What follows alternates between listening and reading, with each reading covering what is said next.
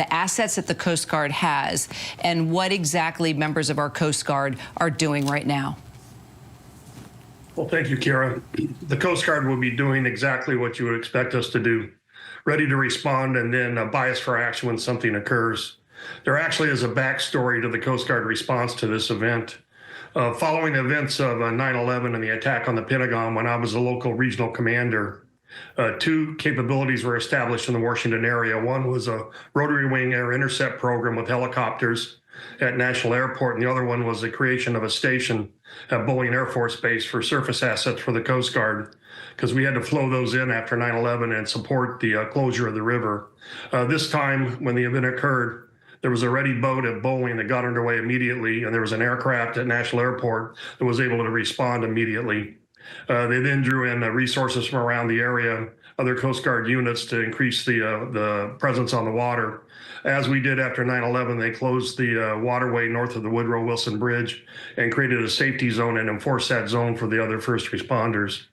And I think what you're seeing is a maturation starting with the Air Florida crash, the tragic Air Florida crash, 9/11, and most recently the bridge collapse in Baltimore. There's extraordinary cooperation and integration of the forces in the local area. Coast Guard is part of that team, proud to be part of it and lead it. And they've demonstrated several times now that the wisdom of having these assets in DC and ready to respond with a bias for action is in the country's best interest. And, you know, let's talk about the divers, also the Army Corps of Engineers, all there on the scene right now. You know, there's the task of having to remove the debris, get the parts of that aircraft for the investigation, but you also have to work on recovering these victims. So finding the victims, but preserving the wreckage. Just talk about what a fragile task this is, and how, you know, divers and Army Corps engineers have to, you know, work so carefully to do this, Thad. Well, with any complex incident, you have to have an integrated incident command system that brings all the forces together and unifies the effort. Anything short of that, you're going to suboptimize your ability to meet the public's expectation of what we should be able to do. That's exactly what's happening right now. I've actually participated in exercises with the Washington, D.C. and local responder community from time to time, including an event they held on the anniversary of the Air Florida crash. So the notion of creating unity of effort, communication, and cross-coordinating, while the role of the Coast Guard in this case would be maintaining a safety zone for those other activities. It's completely integrated and flawless so far, in my view, in the response. How do you respectfully recover a body, Thad? Well, this is heartbreaking and anguishing. There's no easy way to do it, but you need to do it with professionalism, with respect. There's a way to treat the remains. There's a way to interact with the families. All of that is part and parcel of the mission of the Coast Guard, and we've been doing it for years. I've had the unfortunate task of having to talk to the families, debrief them after unsuccessful rescue attempts, or actually celebrate with them when we've been successful. It's part of what we do, what we're trained to do. And while it's a heavy burden on our folks, we do it with, in my view, skill and grace. And we've had resources on scene at Station Washington to reinforce these folks and help them out with the obviously minimal stress that these missions bring. Of course. Talk about stress, you know, finding those data recorders, the so-called black boxes. It's an extreme priority as well. Talk about that process on going about finding the black box and why, you know, that's so important to understanding how things went down. Well, if you're really going to analyze an accident and understand the causes and then actually be able to make changes in the future to avoid similar accidents, you have to start by establishing the basic facts. You can't postulate what happened. You can't guess. You can't give opinions. You have to actually get the equipment, analyze it, collect the debris, analyze where it was at on impact, and then make a determination on the causal factors of this thing. This is not something you should do from the seat of your pants and opine just because something has just happened. As someone, I'm going to ask you a personal question, just maybe sort of deviate for a moment and kind of bring in again, sort of the human side of things. You had to oversee Katrina. You had to oversee the BP explosion. You know, presidents have called on you, Bush, Obama, Trump, all of them, for your insight and your support because of the experience that you have had. How are you?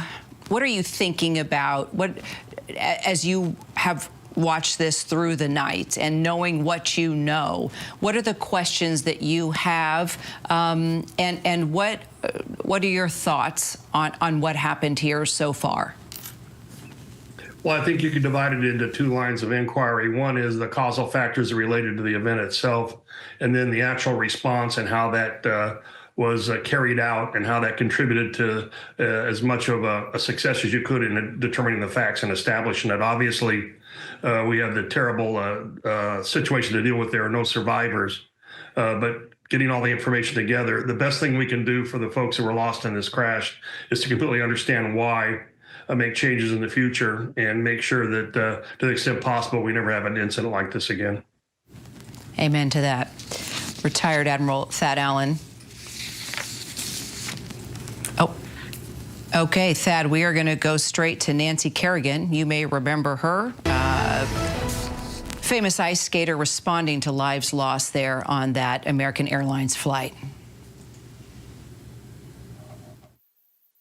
I was kind of busy myself and sort of separated from a lot of what was going on. But I mean, I've seen them a lot of times here and there over the years, but everything you've heard of them, like maybe being a little tough, but with a smile on their face.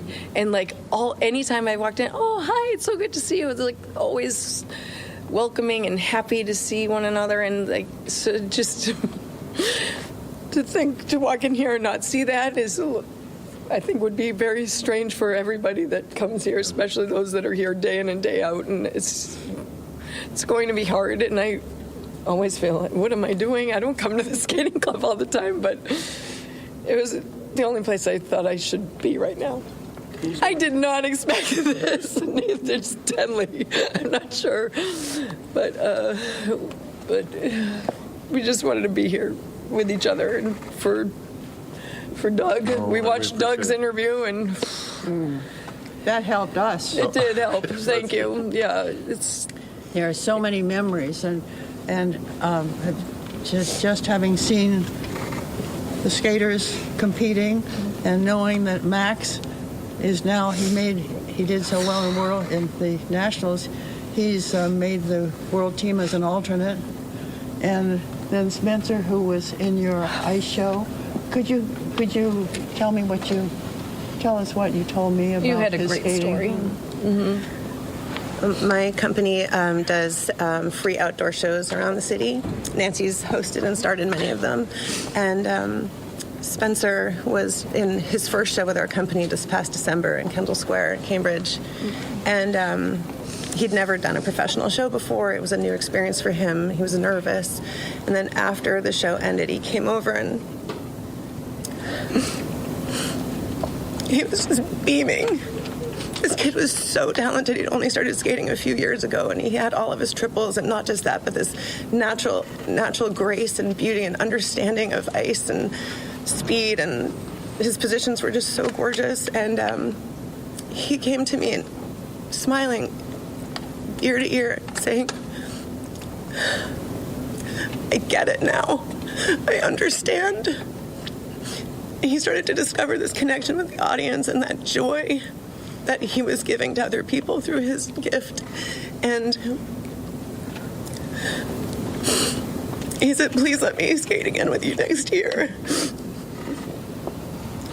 I had already reached out to people like Doug, who is the artistic director of Ice Dance International, and said, you've got to keep your eye on this kid. You're going to want him for your company. He was just brilliant and so kind. And he was great backstage. That matters to me even more than the onstage talent of these kids.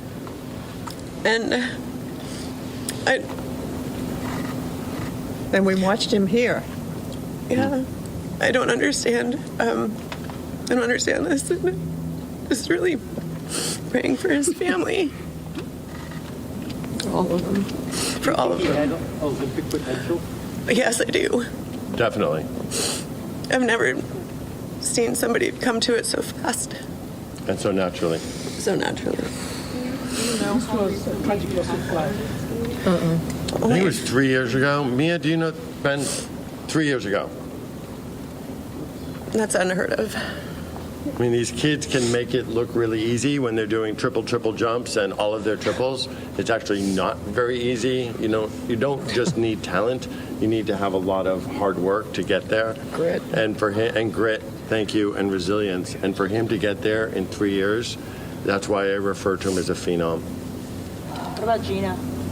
Olympic potential? She's 13. Oh, yeah. Oh, she was in it to win it. And she was in it to win it in a Tenley way. Full of grace, a serious competitor, but so nice about it and so supportive of her fellow competitors. Just a delight. But for a little 13-year-old, just full of grace.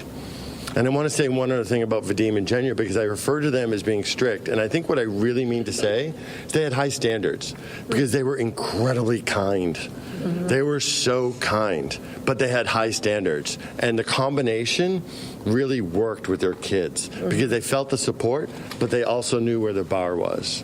And I have to say, for me as CEO here, I could not walk into this arena, see them for the first time that day, and for them not to come over, shake my hand, and thank me for the opportunity to be here, which you don't always see. Just very grateful and generous with their feedback. Earlier you mentioned, sadly, this was the first time that the skating world has dealt with a tragedy like this. You mentioned the 1961 crash. I'm wondering if you has any reflections on that, especially being in this movie where you overlap. I mean, we can probably all speak to that. Well, maybe you're probably too young. Thank you. I grew up in the shadow of that. So the crash had happened before I was born, but my mom had me skating at a very early age. And even as a little 4-year-old, as a little 3-year-old, I knew something terrible had happened. Folks weren't talking about it, but there was a pall. There was like this black energy in the arena at the old facility at 1240 Soldiers Field Road. And as a little kid, it was like the terrible awful that you couldn't talk about.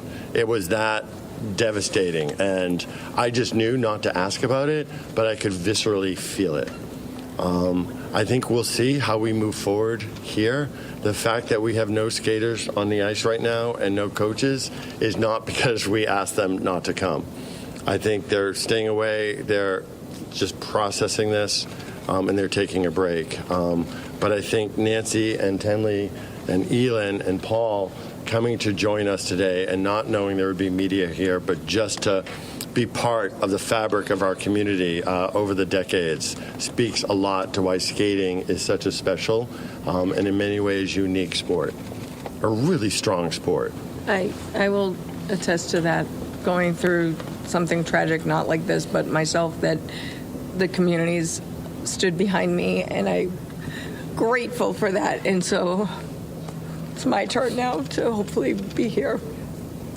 I'm not sure what it is to do. Maybe get someone a cup of coffee, but a hug, I'm here for hugs. I don't know. It's just, I want to be able to give back what I feel like I got. Nancy, so many people see figure skating as hyper-competitive. Oh, thank you. Can you see other figure skaters other than competitors? Obviously today, even though perhaps you didn't personally know these people, you feel a connection. So skaters just don't see each other as somebody else to beat on the ice. Do that. But I think there's like a camaraderie. We spend a lot of time focused on yourself or your team if you're a para dance, but you're in the cold, not so much here, but a lot, hour after hour. So there is like this, you don't have to know everybody to feel that connection. We've been through the same thing, that training, that rigorous schedule of falling over and over and somehow picking yourself back up, which is like the main lesson I think learned in skating is you get back up. Keep on trying, and even when it's hard, you get back up. Even when you're crying, hurt, pain, you get back up and move forward. It's not easy. but that's what we all have to do now together. Can you reflect on what this loss means for the sport, too? To lose coaches like that, to lose just up-and-comers like that, what that means for the sport. Does anybody want to start on that one? Is there more than just here? I would say, first of all, that the sport will rebound. It always hurts to lose coaches of the talent we lost. In 1961, the same thing happened. We lost some very, very outstanding coaches, but coaches came up and worked harder. To Nancy's point, Nancy went through a very tough time. She had great resolve in 1994 and came back. Tenley, around her Olympic time, as you may recall, had an injury, if I recall correctly, Tenley, but she fought back. Skaters are resolute. The other thing I would say is that we're part of a larger sports community. I've heard today from the president of USA Hockey, the executive director of USA Hockey. I've heard from countless people in other sports. We band together. We're a family, not only of figure skating, but of sports men and women. So I think we will very much rebound, and we'll get some coaches going. Nancy, you spoke about the coaches a little bit. Are there others that were lost that you would like to share anything about, that you knew personally? No, I don't know. Not of your generation, really. Yeah, no. Okay. There obviously were more, I think, on the plane that weren't from here, but other skaters. So our community's not that. It's pretty small. I think everyone's talked to people in different parts of, like Washington and Virginia, and it's not just here that's hurting, and it's not just in these specific places. Every rink that has skating has I'm sure, some feeling towards this. It's tragic. But I can't I don't know. I can't think. Other questions? This was a tragic loss of life, and you mentioned the community is pretty small. So how would you explain the depth of loss in this instance? We're feeling it. Well, the community is small. I mean, we have 1,100 members here at the Skating Club of Boston. I think U.S. Figure Skating has 100,000 members. So it's small and it's tight-knit, but it's also very large. I think what makes it feel small is we're so cohesive. And per Nancy's point, and I think Tenley's as well, what you experience at an ice facility here in Boston can be so similar to what you experience in Los Angeles and elsewhere, that there's a common denominator to it. So folks feel this and can relate to this. They can relate to having young kids in their own facility, whether it's here in Boston or Northern Virginia or DC or elsewhere in the country. And I think that's what really makes it so small and tight-knit. Other questions? Doug, is this a time of day when you normally would see skaters out here training? This would be packed. What time is it? 1:30. Oh. In an hour, it would be packed. But there would be kids here. But we would still have kids Always. here. We'd have Team USA kids here that have already, they're past high school. They can train at any time of day. Those coaches would be here. Four Continents Championship, an international event that Max is supposed to go to, is coming up. The World Championships are coming up. The Junior World Championships are coming up. We have 2 skaters going to the Junior World Championships. We have the current and just very recently minted U.S. pair champions who train here and are members here, who are going to the World Championships at TD Garden at the end of March. So there would normally be a lot of training here. Folks have taken a break. Misha and Elisa are with Max. They're training mates. They're friends. And all friends with the Hans and the Lanes, too. So, yes, this would normally be crowded. When do you plan to see people back out on the ice? I don't know. I think when they're comfortable coming back on the ice.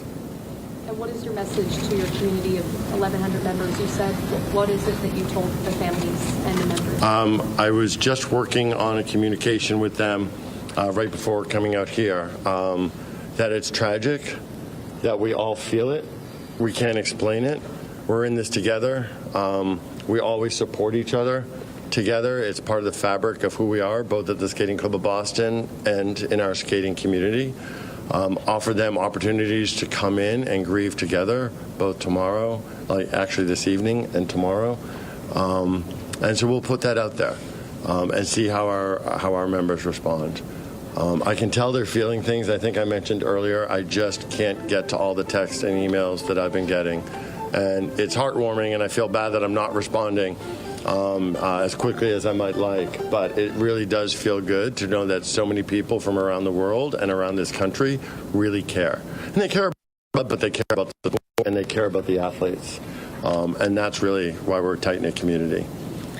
Could I just, I think what we'll find is that the skaters will come to the ice and skate as part of the healing, because when you skate, it's an expression, and I think that it will help them to be together on the ice. Agreed. Yeah, and that's what I was just thinking, this similar, that we all grieve differently, and I just urge them all to be patient with each other, because someone might want to get out there and just practice like it was last week, and someone else might feel like that's not appropriate, but we all grieve differently and at different times and in different ways, and we just have to be accepting, like, that's how they're dealing with it. They just have to go, and somebody else might not be able to step back on the ice for a little while, and that's okay too. Like, just be patient with one another and be there to support one another, whichever way they choose to deal. And I think for me, as the leader of this organization, it's my job to make sure our ice is occupied and is at capacity. But I have to tell you that this ice being empty... You probably remember her face and her voice. We were just listening to Nancy Kerrigan, our former Olympic figure skating champ from the 90s. We are just getting word of those names, those ice skaters, skating champs that were killed in the American Airlines flight. Nancy Kerrigan there speaking at the Skating Club of Boston in Norwood, Mass. An emotional Nancy Kerrigan, as we are now learning that it was 6 individuals, 1, 2, 3, 4, 5, 6 individuals from the Skating Club of Boston that were killed in that plane crash. We are learning their names. I'm going to tell you who they are right now. It were 2 skaters, their mothers, and also 2 of the coaches. Gina Hahn, one of the skaters there, killed in that plane crash, a skater that trained there where Nancy Kerrigan is in Norwood, Massachusetts, 13 years old. Her mother, Jen Hahn, was also on that flight with her and killed. 16-year-old skater Spencer Lane and his mother, Molly Lane, both killed in that plane crash. And then we are learning those Russian world figure skating champs, the coaches of those athletes, a part of that skating club there in Boston, Vadim Nomov and also Zhenya Shishkova. Those are the 2 Russian skating champs and coaches of those 2 young skaters that were killed in that plane crash, along with their mother. The U.S. Figure Skating putting out a statement saying U.S. Figure Skating can confirm that several of our members of our skating community were sadly aboard American Airlines Flight 5342, which collided with that helicopter in Washington, D.C. These athletes, coaches, and family members returning home from the National Development Camp that was held in conjunction with the U.S. Figure Skating Championships in Wichita, Kansas. This U.S. Figure Skating statement going on to say, we are devastated by this unspeakable tragedy and hold the victims' families closely in our hearts. We will continue to monitor the situation and release more information and names as they become available. We, too, will continue to follow the names and information of all 67 individuals that were killed on that American Airlines aircraft, along with the Army Black Hawk helicopter. So if we were just to start from the very beginning, and I give you an idea of where we stand right now, besides the fact that our nation is in mourning, 64 passengers and crew were on board that American Airlines plane. 3 U.S. soldiers were on that training mission, flying that Black Hawk helicopter. And now we confirm that 67 people are gone after those 2 aircraft collided. I'm Kira Phillips. I'm glad you're following along with us as we continue our breaking news coverage. At this hour, we can tell you hundreds of first responders, including the Coast Guard, the Army, the NTSB, they are still on the scene right there near Reagan National Airport. Within hours of last night's collision, we got the news that no one survived. The operation changing from search and rescue to recovery. The question right now is why? What happened? What caused a trained Black Hawk helicopter crew to actually acknowledge twice to air traffic control that it did see a passenger plane, but then it continued to fly right into it? And then we've got the airport CCTV footage capturing the moment of impact. The two aircraft seen drifting close before a fireball lights up the sky. Air traffic controllers heard over their headsets after watching the explosion happen right before their eyes. Here was the conversation. Delta 32, sorry. I don't know if you caught earlier what happened, but there was a collision on the approach into 33. We're going to be shutting down operations for the indefinite future. If you want to go back to the gate, highly suggest you guys coordinate with the company. Let me know what you want to do. All right, we'll let the company talk to them right now. Yeah, we witnessed the whole thing. The American Airlines plane was traveling from Wichita, Kansas. 6 members of the U.S. figure skating team on board. We now know their names. We know there were 2 athletes, 113, 116. Their moms on board with them, along with their 2 Russian coaches. The incident marking the deadliest commercial plane crash in the United States in 16 years. And while addressing the incident at the White House earlier today, President Trump politicized the crash. He pushed baseless facts. He even blamed DEI and his predecessors. But our chief White House correspondent, Mary Bruce, was there in the briefing room, and she pressed Trump on his comments. On DEI and the claims that you've made, are you saying this crash was somehow caused and the result of diversity hiring? And what evidence have you seen to support these claims? It just could have been. We have a high standard. We've had a much higher standard than anybody else. And there are things where you have to go by brain power, you have to go by psychological quality, and psychological quality is a very important element of it. These are various very powerful tests that we put to use, and they were terminated by Biden, and Biden went by a standard that's the exact opposite. So we don't know, but we do know that you had 2 planes at the same level. We have team coverage now, starting with senior White House correspondent Selena Wang, also our ABC News contributor and aviation expert John Nance joining in on the conversation here. Selena, the president is clearly being extremely critical of his predecessors. What do you make of his comments and also the baseless claims that he pushed during a time of tragedy?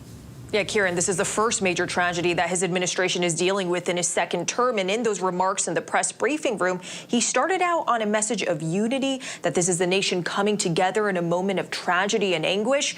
But to your point, he very quickly shifted to political attacks, placing blame on his predecessors, the Biden and Obama administrations, without any evidence. He several times pointed to DEI initiatives as partly to blame for hiring unqualified air traffic controllers, but again, he had no evidence for this. And you heard that when our Mary Bruce pressed him on this, about whether or not he's directly saying that this crash was caused by diversity hiring, Trump said, quote, "We don't know," quote, "It just could have been." And when he was pressed again by another correspondent, he said he came to the conclusion, quote, "Because I have common sense." Now, air traffic controllers have been subject to the same standards for decades, and those DEI initiatives that he was referring to were in place for the entirety of his first administration. But we know that Trump has made gutting DEI initiatives from the federal government a key priority in these first days of his administration. Now, President Trump, he also attacked the former Transportation Secretary Pete Buttigieg, and Buttigieg is now responding to those attacks from Trump with this following statement. He said, quote, "Despicable. As families grieve, Trump should be leading, not lying. We put safety first, drove down close calls, grew air traffic control, and had 0 commercial airline crash fatalities out of millions of flights on our watch." President Trump now oversees the military and the FAA. One of his first acts was to fire and suspend some of the key personnel who helped keep keep our skies safe. Time for the president to show actual leadership and explain what he will do to prevent this from happening again.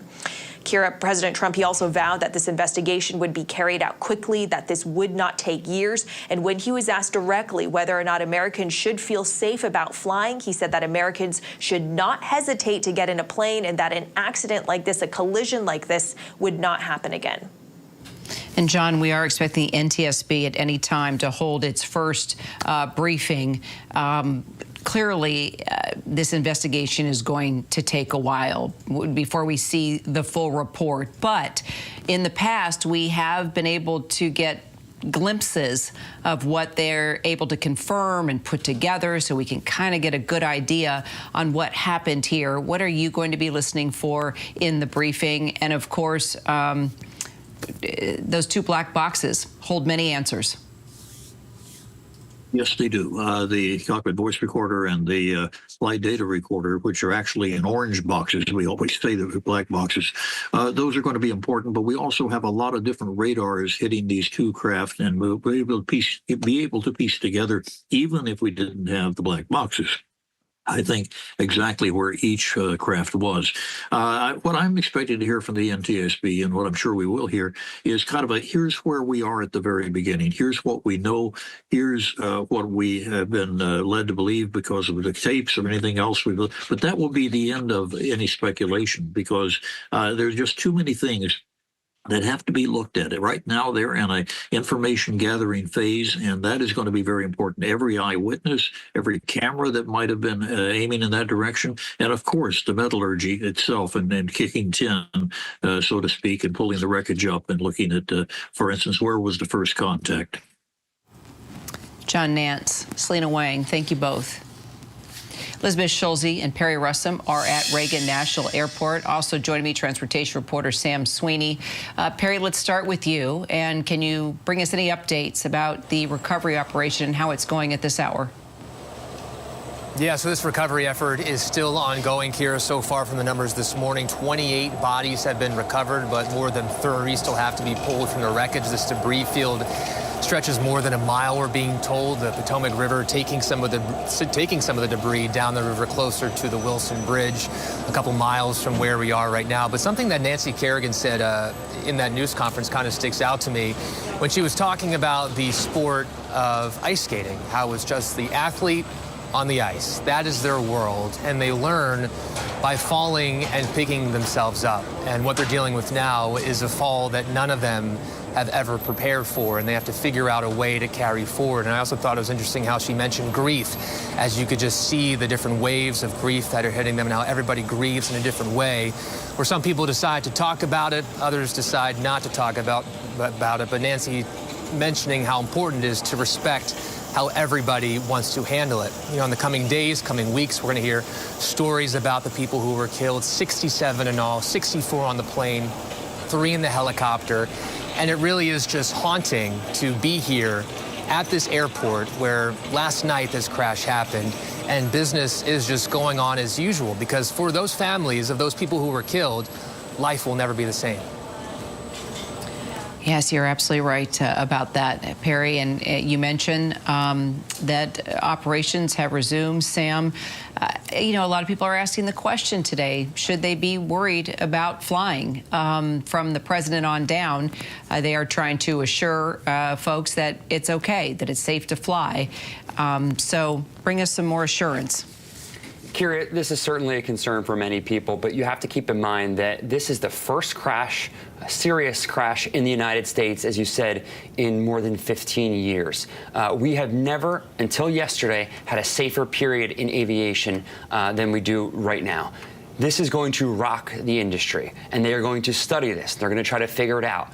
At the end of the day, accidents do happen. There are holes in the system, and sometimes the system does break down, but it is very rare. They're few and far between. Aviation is incredibly safe. There's a saying that you are more at risk driving to the airport than you are getting onto a plane, and that stands true today. Elizabeth, what more are we hearing from American Airlines CEO? You know, and just to pick up on what Sam was just saying, the American Airlines CEO said he understands that people are shook by this, but I have been talking to passengers who are here inside Reagan airport. They have flights that have been taking off and landing now for the last couple of hours, and most of the passengers I've talked with, Kira, say they feel okay. One young man I talked to said that he was on an American Airlines flight that had been scheduled for this morning. It was canceled because they didn't have flights out until 11 a.m. Eastern today, and he was rebooked. But he said at the end of the day, he has to get on that flight. Life goes on. But he did look up the model number of that plane. He wanted to know if he had been on a plane like that, as I know so many of us have, and saying, could that have been me? And this man said to me, it very well could have. I've been on a plane like that many times before. So something that we will all second guess, but we know that a lot of the family members of some of the victims are here at the airport. Some were waiting to pick up their loved ones when those planes were when the plane was supposed to land. Others are at a center that American Airlines has opened up in Wichita. They say they want to provide the support for these family members. The priority is getting in touch with them, making sure they know first before any information is publicly released about the victims and those identities being released first to the families and making sure that they have that information, Kira. Elizabeth Schulze, Sam Sweeney, Perry Russum, thanks, guys, so much. And we, of course, will stay on this investigation throughout the day. You know, there's two stories that we're continuing to track, not just the devastating midair collision near our Reagan National Airport here in our nation's capital, but also happening here in our nation's capital, up there on the Hill, the confirmation hearing of President Trump's controversial pick for the FBI director position, and that is Kash Patel. And that's where we want to take you to now. We want to listen in. Washington, D.C. cannot fix the problems of this country, but everyday cops can and do it every single day. And so if I'm confirmed as FBI director, we're going to work with local law enforcement because they're going to tell us what they need, and we're going to give them everything we can. But we are not going to trample on local law enforcement because they're the ones keeping our communities safe just as much as anyone here. The citizens of Florida will be happy to hear that, as well as Americans. As you know, after the second assassination attempt, which took place in the state of Florida, against a Florida resident, now President Donald Trump, many people were surprised that that could happen in just over 2 months. Many people were shocked that a would-be assassin could get that close to a president after it had just happened so quickly. So needless to say, many Americans, and certainly Floridians, demanded a transparent and accountable investigation of that second assassination attempt. I was tasked, along with law enforcement in Florida, to pursue that investigation. And every step of the way, federal law enforcement, the FBI specifically, and the attorneys, federal attorneys, frustrated our efforts, told us we couldn't go on the crime scene, they wouldn't share evidence, they suggested that we would be violating the law if we pursued our own investigation, even in the face of us telling them and informing them that a 6-year-old girl almost died as a result of state and local law enforcement having to shut down the roads to pursue that would-be assassin, and I'm not going to use his name. In an unprecedented action, because of these frustrated efforts, I, as the Attorney General of Florida, had to sue the DOJ and Merrick Garland because they refused and obstructed our ability to prosecute and investigate our own laws against one of our own citizens, even in the face of such distrust of the FBI, who was pursuing an investigation against the victim himself. So at a time when you have data that shows that Americans' trust in the FBI is at its lowest point in history, when the FBI is not trusted by local and state law enforcement, can you think of a better time for the FBI to say, yes, Florida, investigators, come in, let's work this together, not to the detriment of the investigation, but in a collaborative effort? Can you think of a better time to have done that rather than hide beside some law that they said prevented us from moving forward with our own investigation? Senator, off the top of my head, I can't, but let me just say this. Law enforcement is not supposed to be territorial. Law enforcement is not supposed to be a turf battle. Law enforcement is best done in this country when it is complementary, and it should have been done in that instance. Do I have your commitment? Now, mind you, I'd like to enter into evidence the complaint that we filed against Merrick Garland, the complaint for declaratory and injunctive relief. This was a result of the FBI obstructing our investigation at every turn. Do I have your commitment that as soon as you are confirmed, which I believe you will be, that you will address this suit, interface with the investigators and the lawyers in Florida, and begin cooperating with us so that we might pursue justice for that little girl? Absolutely, Senator. And I'll just finally end with, yes, I have had a lot of work experiences, as you have, working on the front lines with law enforcement to go after those violating laws. But I am also the wife of a law enforcement agent, federal, now local. We need somebody at the helm that understands the mission is to stand on that line between good and evil, between crime and chaos. There is no other mission. And we trust that you're going to right-size this agency and set it back on course. And I am proud to support you. Thank you, Senator. Is there any objection among the committee for her request to insert things in the record? I hear none, so ordered. Now we start our second round, 3 minutes each one.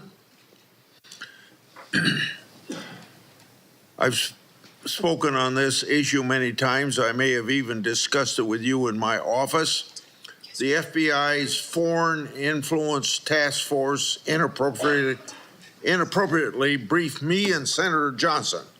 That briefing was later used to falsely tie our Biden family investigation to, you can expect it, Russian disinformation.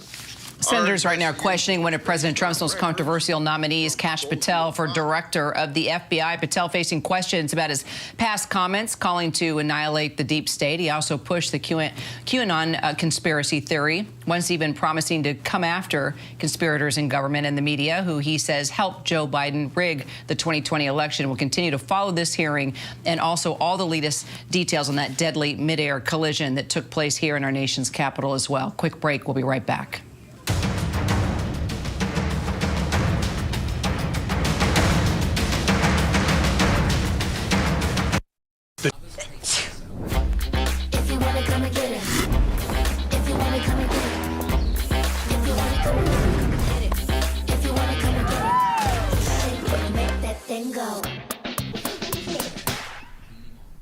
You want customers to know they can trust your business, that their information is safe with you. And to prove it, you need one of these. Thankfully, there's Vanta. Vanta integrates with the tools you already use, from cloud providers to task trackers, to automate the tedious process of gathering the evidence needed to successfully complete a security audit.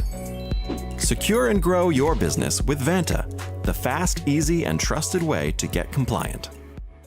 Ever feel like a spectator in your own life with chronic migraine? 15 or more headache days a month, each lasting 4 hours or more. Botox prevents headaches in adults with chronic migraine. In a survey, 91% of users wish they'd started sooner. So why wait? Talk to your doctor.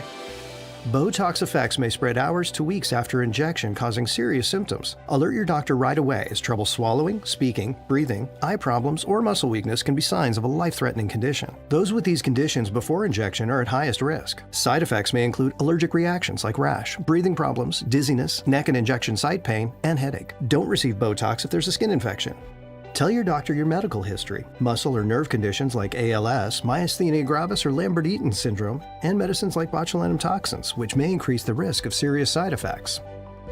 Chronic migraine may still keep you from being there. Ask your doctor about Botox today. Learn how AbbVie can help you save.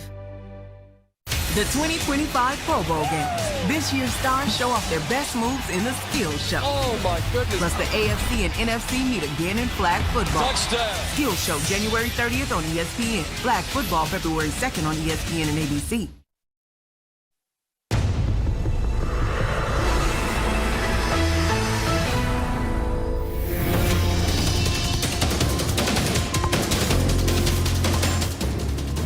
All Our nation in mourning. 64 passengers and crew on board an American Airlines plane, 3 U.S. soldiers on a training mission flying a Black Hawk helicopter. 67 people now gone after those 2 aircraft collided.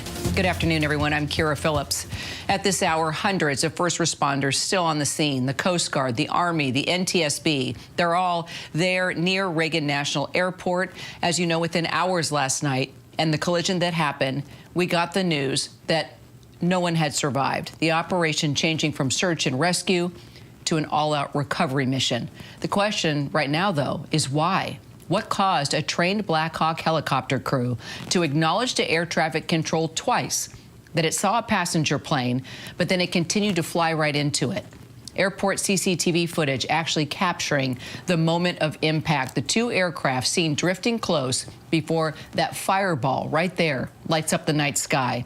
Air traffic controllers heard everything over their headsets after watching that explosion right before their eyes. Here's what they heard. Delta 32, sorry. I don't know if you caught earlier what happened, but there was a collision on the approach in the 3-3. We're going to be shutting down operations for the indefinite future. If you want to go back to the gate, highly suggest you guys coordinate with the company. Let me know what you want to do. All right, we'll let the company talk to them right now. Yeah, we witnessed the whole thing. The American Airlines plane was traveling from Wichita, Kansas, with 6 members of the U.S. figure skating team on board. The incident marking the deadliest commercial plane crash in the U.S. in 16 years. We have team coverage, starting with senior White House correspondent Selena Wang, also our ABC News contributor and aviation expert John Nance. So, John, NTSB is expected to hold its briefing this hour. Tell me what you'll be listening for. Yep. Basically listening for the parameters of their first release, if you will, which is basically to say what they're doing to get organized, what they're going to be looking at first. And this is a pretty standard thing. The book, so to speak, is about yay thick on all the procedures. And they start with gathering information. So that will be the prime focus. Make sure every camera is downloaded, make sure every eyewitness is scheduled to be debriefed, etc. So, Selena, what more are you hearing from the White House and the Department of Defense about the crash? Well, Kira, you heard the president in the briefing room earlier today. He started on a message of unity, that this is a time of tragedy and for the nation to come together, and what he said was an hour of anguish. But then he very quickly shifted to political attacks. He was blaming without evidence his Democratic predecessors under the Biden and Obama administrations, saying partly that DEI, diversity initiatives, were to blame, claiming that this was leading to unqualified air traffic controllers. Now, where Mary Bruce pressed the president on this, asking if he is saying that this collision was caused by diversity hiring. Take a listen here. On DEI and the claims that you've made, are you saying this crash was somehow caused and the result of diversity hiring? And what evidence have you seen to support these claims? It just could have been. We have a high standard. We've had a much higher standard than anybody else. And there are things where you have to go by brain power. You have to go by psychological quality. And psychological quality is a very important element of it. These are various very powerful tests that we put to use, and they were terminated by Biden. And Biden went by a standard that's the exact opposite. So we don't know, but we do know that you had 2 planes at the same level. Now, when the president was pressed on that exact issue just moments later, asking why he was coming to this conclusion about these diversity hires, he said, quote, "It's because I have common sense." Again, the president offering no evidence for that blame. He also attacked the former transportation secretary, Pete Buttigieg. And Buttigieg is now responding to those attacks from Trump with this lengthy statement. He's saying, quote, "Despicable. As families grieve, Trump should be leading, not lying. We put safety first, drove down close calls, grew air traffic control, and had 0 commercial airline crash fatalities out of millions of flights on our watch." President Trump now oversees the military and the FAA. One of his first acts was to fire and suspend some of the key personnel who helped keep our skies safe. Time for the president to show actual leadership and explain what he will do to prevent this from happening again. We know that one of Trump's first priorities, and it was issued in an executive orders in his first days in office, is that he was going to gut DEI initiatives from the federal government. He is clearly doubling down on that in this explanation about the cause of this, again, without providing any evidence. But President Trump was also asked whether Americans should feel safe flying in the skies. He said that Americans should not hesitate to fly, that this type of collision would never happen again, that this collision would never happen again. But a big question that remains unanswered is why this training, which they say is a routine training, was happening at such a busy airport. And the Army Secretary, who had a confirmation hearing today, he said that we should be asking questions about whether it's an appropriate risk to be conducting these kinds of trainings at such a busy airport like Reagan National Airport. So, John, let me ask you, just from your experience and your background, we know air traffic controllers are overworked, they are understaffed, they're under a lot of pressure. We need to hire more. We've been on that story for years now. But is it fair in your eyes, and knowing what you know, for the president to start talking about diversity issues here that may have caused this problem? It's beyond perplexing how that part of the discussion even was raised. First of all, there's not even a scintilla of evidence that the air traffic controllers controlling those airplanes last night were in any way, form, or fashion less than 100% perfect in what they were doing. That's always what they try to be, is 100% perfect, which for humans is really technically impossible. Yet air traffic controllers do this all the time. So without any evidence to turn around and blame them in whole or in part is, I think, rather ridiculous. But the basic thing is without any evidence at this point. Now, after the investigation is completely through, maybe there was some procedure that they sidestepped or didn't do right. But at this threshold, you certainly cannot say that with any degree of integrity. Selena Wang, John Nance, thanks, guys. Elizabeth Schulze and Alex Brachet remain at Reagan National Airport. Also joining me, transportation reporter Sam Sweeney. So, Alex, what do we know about the recovery operation at this hour? We know that 27 bodies have been recovered. Are teams making any progress? Well, Kira, they are making progress, and we'll get a little bit more of an update at that 2:45 anticipated briefing from the NTSB. But I have to underscore just how difficult the conditions are in which these dive teams and first responders are dealing with right now. The temperature has risen now that it's daylight, and so it certainly makes it a little bit easier. But that water was very, very frigid last night. It's still very cold today, and that hampers efforts. Also, the wind has been blowing, which certainly does scatter debris. And when you're talking about nearly half of the victims of this crash being accounted for, there's still quite a ways to go. And I can tell you that, for Reagan, which has started to resume somewhat regular operations, I mean, we've seen passengers coming in and out of the Terminal 1 here today, and some of them are just kind of shell-shocked. I talked to one woman who just landed from Dallas, and she arrived to learning about the news, and it was kind of this eerie feeling as folks try to return back to normal. But it's also very clear that for the families of these 64 individuals on that plane and the 3 members of that Army helicopter team, normal will never be the same. Yeah, isn't that that's the truth for sure, Sam? Flights are up and running again, but still there's a lot of people that are very concerned about flying. What do you say to them? Rightfully so. Definitely always good to question this, but what I can say is that flying is safe. We are, until yesterday, in the safest period in aviation that we've ever been. And yesterday, that was rocked. And we will study this. The safety agencies will study this. They will investigate this, and they will figure out exactly what happened here, and they will do their best to prevent it from happening again. But overall, there's a saying in aviation, you are more at risk driving to the airport than you are on an airplane. Thousands of planes fly every day here in the U.S., millions across the world each year, and we have not had a single major deadly accident here in the United States in more than 15 years. We need to remember that. Elizabeth, we just heard from Nancy Kerrigan. Boy, thinking back to the 90s, the Olympic figure skater, it's her community there in Boston, her skating community, where they are now dealing with the loss of life. At least 6 people that they mentioned and named and talked about. What more are we learning about these skaters, their parents, and their Russian coaches? And just such an incredibly tight-knit community, one that is grieving, as you heard Nancy Kerrigan say, just truly at a loss for words for how to describe this tragedy when you think about your members of a team. We know that one of those members was Spencer Lane. He was an ice skater, and his mom, Molly Lane, was traveling with him, Kira. A lot of what we've heard from the U.S. Figure skating has been talking about how this was families with their children traveling back from that training camp in Wichita here to D.C.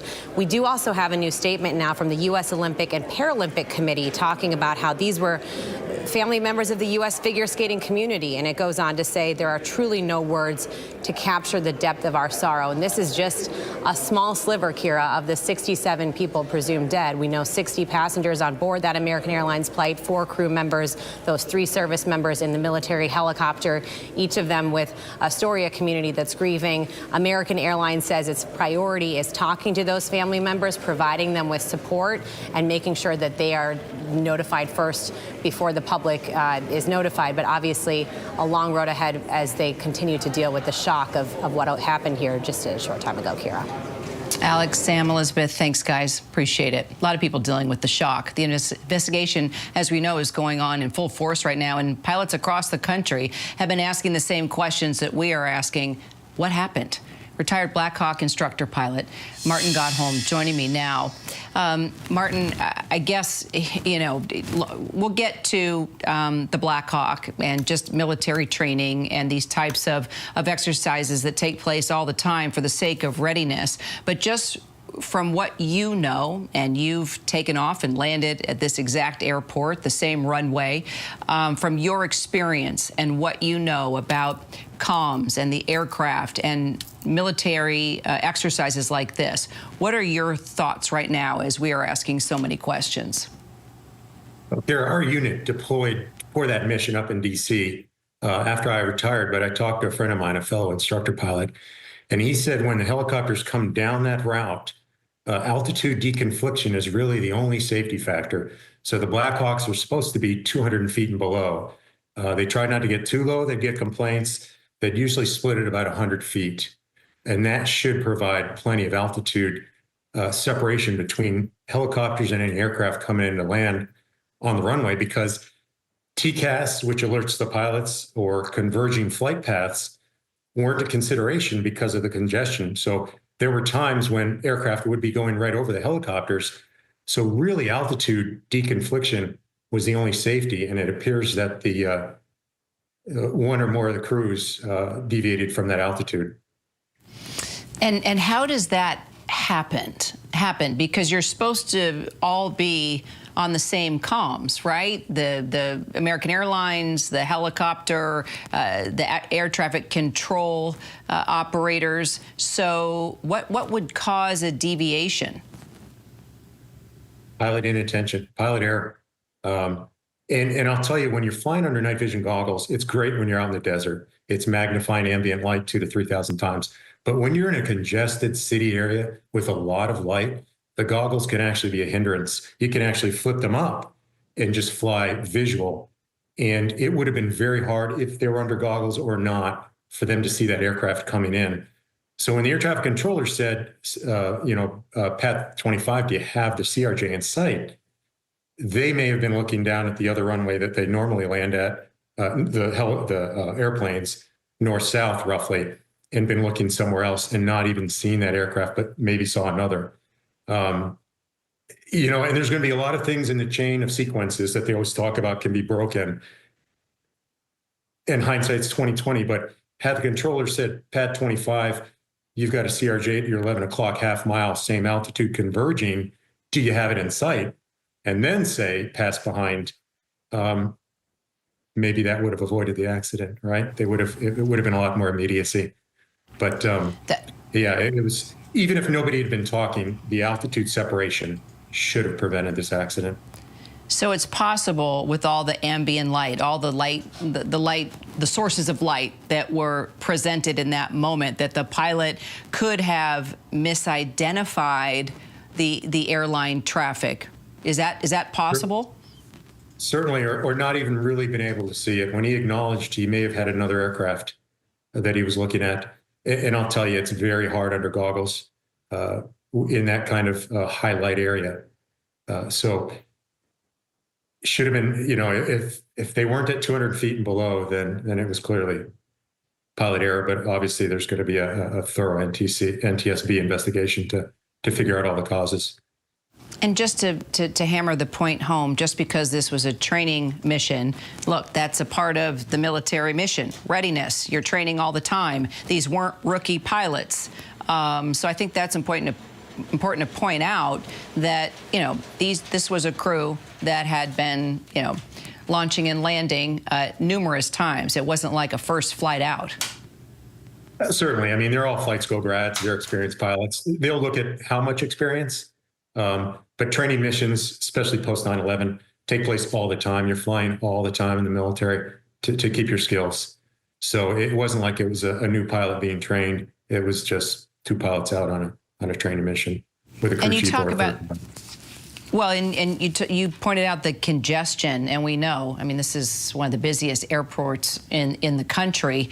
Let's talk about the challenges when you are in an airspace like this. You've got the Pentagon right there. There's the airport. There's all the monuments. I mean, there's so many things in such a tight, specific area. That's got to be a challenge as a Black Hawk pilot, yes? Oh, yes, and certainly any pilot. So in real congested airspace, like I said, the TCAS on board the CRJ might have alerted the pilots, but they're listening to the same tower controller that the pilots were, and they heard those guys acknowledge, the Army pilots, that they had them in sight and that they would pass behind. So at that point, these guys are on short final, the CRJ pilots, and all their concentration is landing the aircraft. You make a good point that, these were experienced pilots. They were on a required annual nighttime evaluation. How often do these pilots have to train on these types of missions, and how much experience does a pilot typically have before taking on one of these nighttime training missions? So the experience varies, but you always have, much like you have a captain and a first officer, you always have a pilot and commander and instructor pilot in charge of the flight. So it's not for lack of experience. We train all the time, whether you're National Guard, Reserve, or active duty. You have the same minimum flight standards as far as the hours, the types of flying you have to do, the minimum flight hours for night vision goggles. So post 9/11, the training went through the roof. As a National Guard pilot here in North Carolina, it was my second full-time job. I flew all the time. Oh, it's heartbreaking for the community, I know, but I sure appreciate you joining us just with your background and your insight, Martin. Thank you. Thank you. Coming up, controversial cabinet pick, Kash Patel gets a grilling on Capitol Hill. The confirmation hearing still underway for Trump's nominee to head the FBI. We'll take you there live next.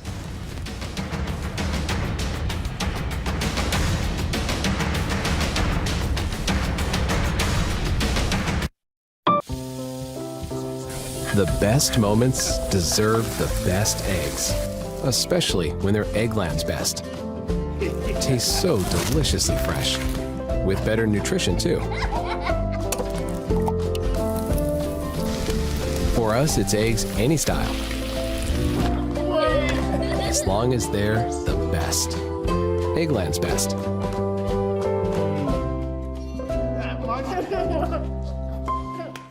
Subway's got a new meal of the day with a deal on a different sub every day of the week. Fresh baked bread, fresh sliced meat, fresh chopped veggies, vinaigrette, plus chips and a drink. You've got the perfect lunch at the perfect price.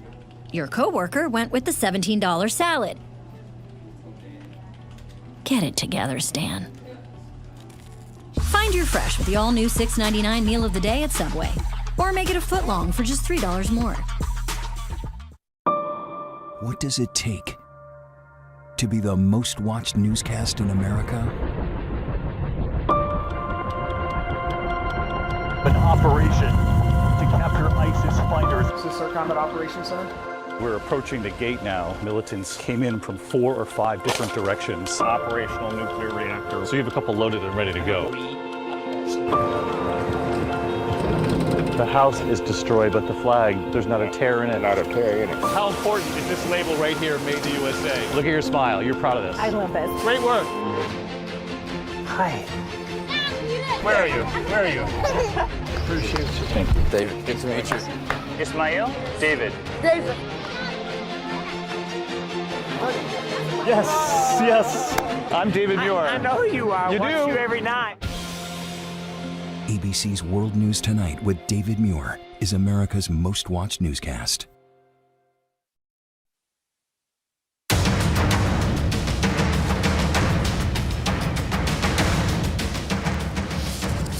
Dueling confirmation hearings happening on Capitol Hill today. Senators questioning 2 of President Trump's most controversial nominees, Kash Patel for director of the FBI and Tulsi Gabbard for director of national intelligence.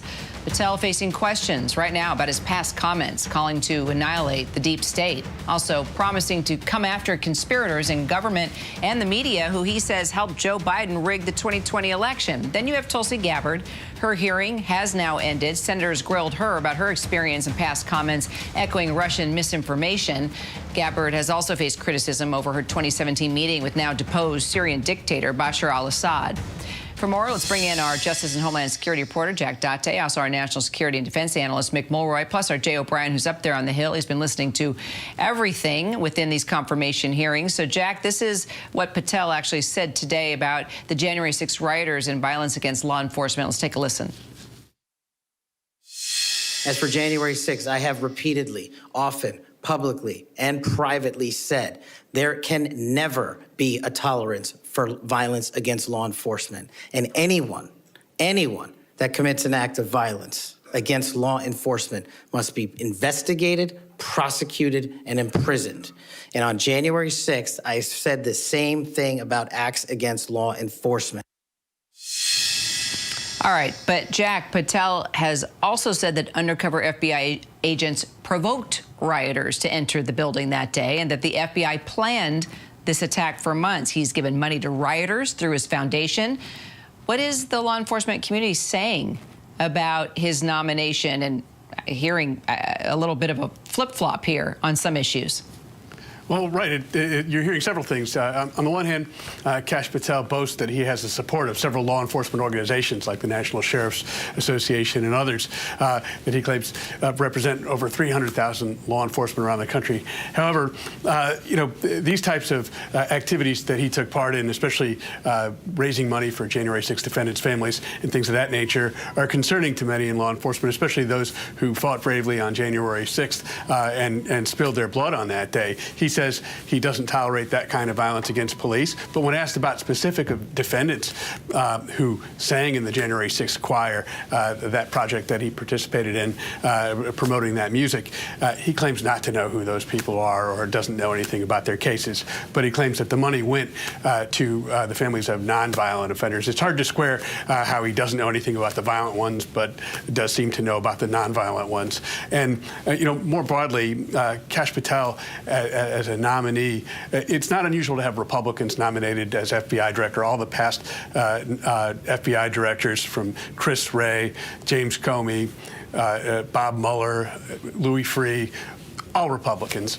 But he's the only Republican, or the only nominee in memory, really, that has played such a prominent role in politics and in the political arena, appearing at political rallies and things of that nature. And at a time where both parties are calling for a depoliticization of the FBI, he's somebody who has squarely played in the political arena, and that is something that is concerning to many. So, Jay, what are you hearing on the Hill about the Patel hearing? Yeah, a few tense moments in that hearing. As Jack just alluded to, there was this sparring moment between Adam Schiff, who brought up that moment with the January 6th choir, and Patel's alleged role in producing a mixtape, essentially, of January 6th defendants singing the national anthem. And they spar on the definition of we, because Patel had said we produced it. And it was just a representation of the fact that Democrats had pointed questions for Kash Patel, ranging from that to, of course, his philosophy on the role the FBI should take, et cetera, et cetera. But what we didn't really hear in this hearing was Republicans with significantly pointed questions for Patel, save for Tom Tillis, who talked about the fact that he did not like the January 6th defendant pardons that President Trump enacted because he didn't align with the idea of pardoning those who assaulted police officers. And Kash Patel somewhat more sided with Tom Tillis, the senator of North Carolina, than he did with Donald Trump on that issue. Nonetheless, he doesn't emerge from this hearing with any of us keeping eyes on specific Republicans on that committee as potential swing votes for Kash Patel. Unlike Tulsi Gabbard, who had a rockier hearing before the Senate Intelligence Committee, where lawmakers on both sides of the aisle, Democrats and Republicans, had pointed questions for her on FISA, on her previous support for Edward Snowden. She wavered when she had pointed questions from Democrats, but Republicans listening closely on whether or not she viewed Edward Snowden as a traitor. There were Republicans who had pointed questions for her on her worldview and her previous meetings with Bashar al-Assad in Syria and things of that nature. So keep a close eye on Tulsi Gabbard, only also because the makeup of the Senate Intelligence Committee, she can't afford to lose one Republican vote, because unlike the other committees on Capitol Hill, that would tie it up and mean that John Thune, the top Republican in the Senate, would have to do some kind of legislative magic to essentially get her nomination out of committee onto a floor vote. So Tulsi Gabbard, of all the hearings up here on the Hill today, the one with perhaps the rockiest path so far, Kira. All right. And Mick, let's talk about the Tulsi Gabbard hearing, which has wrapped up. She has supported Edward Snowden, who has leaked huge troves of top secret government information. This is how she responded when she was pressed on that. Do you still think Edward Snowden is brave? Mr. Vice Chairman, Edward Snowden broke the law. I do not agree with or support with all of the information and intelligence that he released, nor the way in which he did it. There would have been opportunities for him to come to you on this committee or seek out the IG to release that information. The fact is, he also, even as he broke the law, released information that exposed egregious, illegal, and unconstitutional programs that are happening within our government that led to serious reforms that Congress undertook. As a former CIA operative, Mick, do you have any concerns about Gabbard for this position? So, Kara, I'd point this out, which was what she was pointing out. If there's a issue, a whistleblower type issues, there's means of which to carry that out, and that's to go through the proper chain of command. And of course, the Senate has an oversight committee of which he could have approached. The way he did it is he unilaterally decided to release all this information. It's important to point out most of the information he released had nothing to do with domestic surveillance. It had to do with our military capabilities, which is extraordinarily sensitive. So like President Trump said in 2013, Edward Snowden was a traitor. So I think that's what the senators were looking for in her response. But she did essentially say that what he should have done is available to anybody right now if they have an issue. So my concern would be the same with her as it would be anybody looking for this position, is a full accounting for those who break the law and release our most secret information. It is critical to any intelligence community and member like the CIA that happens, or we will not be able to do our job. Jay, Jack, Mick, thanks, guys. Stay with us. We've got more on that midair collision, killing 67 people overnight here in our nation's capital. New details straight ahead. I'm 110% ready to fall in love. Tall, handsome, smart. He's perfect. Time just stood still. It's kind of already sinking in that these other girls are dating my boyfriend.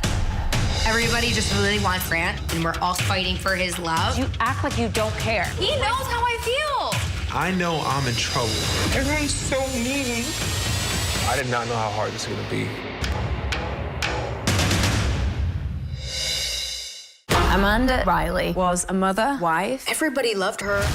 I heard the words, "You have stage 3 blood cancer." We gave our hearts, our prayers. We thought she was God's gift, but she was a liar. Why would somebody fake cancer? There's all these pictures of her in the hospital with IVs, tubing. It was only a matter of time until Amanda's whole world came tumbling down. Oh my God! Scamanda premieres tonight on ABC and stream on Hulu. The Kardashians are here! What have you been up to? What haven't we been up to? We're going to Vegas. This is my 40th birthday. Kim and Chloe take India. That Monday. I feel like Cinderella at the ball. Corey! Here, I make a hole his closet. You must really like him. Such a stage mom. Where do you think she learned it? I'm Kris Jenner. Oh my God, I'm Kris Jenner.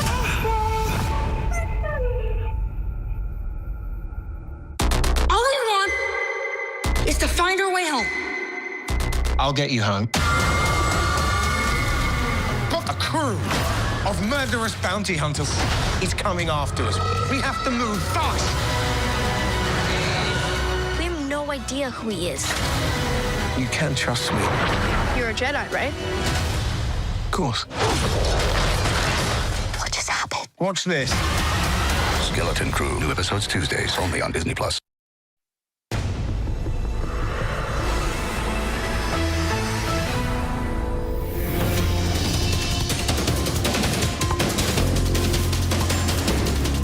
Good afternoon, everyone. I'm Kira Phillips. You are watching ABC News Live and our continuing coverage of that midair crash here in our nation's capital. The NTSB set to provide more updates any moment. We're standing by for that briefing. We will bring it to you live as soon as it happens. 64 passengers and crew on board that American Airlines plane, 3 U.S. soldiers on a training mission flying that Black Hawk helicopter. In all, 67 people now gone after those 2 aircraft collided. You are looking at live pictures of the Potomac River as hundreds of first responders, that includes the Coast Guard, the Army, the NTSB, they're all on the scene near Reagan National Airport, hoping to find what caused a trained Black Hawk helicopter crew to acknowledge to air traffic control twice that it saw a passenger plane, but then it continued to fly right into it. The incident marking the deadliest commercial plane crash in the United States in 16 years. We have team coverage, starting with senior White House correspondent Selena Wang, also our ABC News contributor and aviation expert John Nance. So, John, the NTSB is expected to hold its briefing, its first briefing, actually, any moment now. Are you surprised that we are hearing from them so soon? And do you think we could get some pretty solid clues, even answers to what exactly happened here? Well, I'm not surprised that they're holding a conference at this point, because this is kind of an establishing thing. Here's who we are. Here's what we're doing, what we're looking for. It includes the opportunity to talk to the public through us and the media and say, you know, anybody who saw something, we need to talk to you. So this is a standard methodology, and it's a really good one. Secondly, do I expect any revelations, so to speak? We may get 1 or 2 things that the NTSB has picked up on that the general public hasn't. But I think right now it's more or less a gathering process of trying to get all the information they possibly can in the right place. Selena, newly minted DHS Secretary Kristi Noem sharing photos of herself surveying the damage with the Coast Guard. What more are we learning from Trump's administration and his new cabinet members now? Well, Kira, we're actually just learning from an Army official who had just briefed reporters that the 3 Army soldiers who were on that Army helicopter, they were highly trained, they were very, very experienced. This comes, Kira.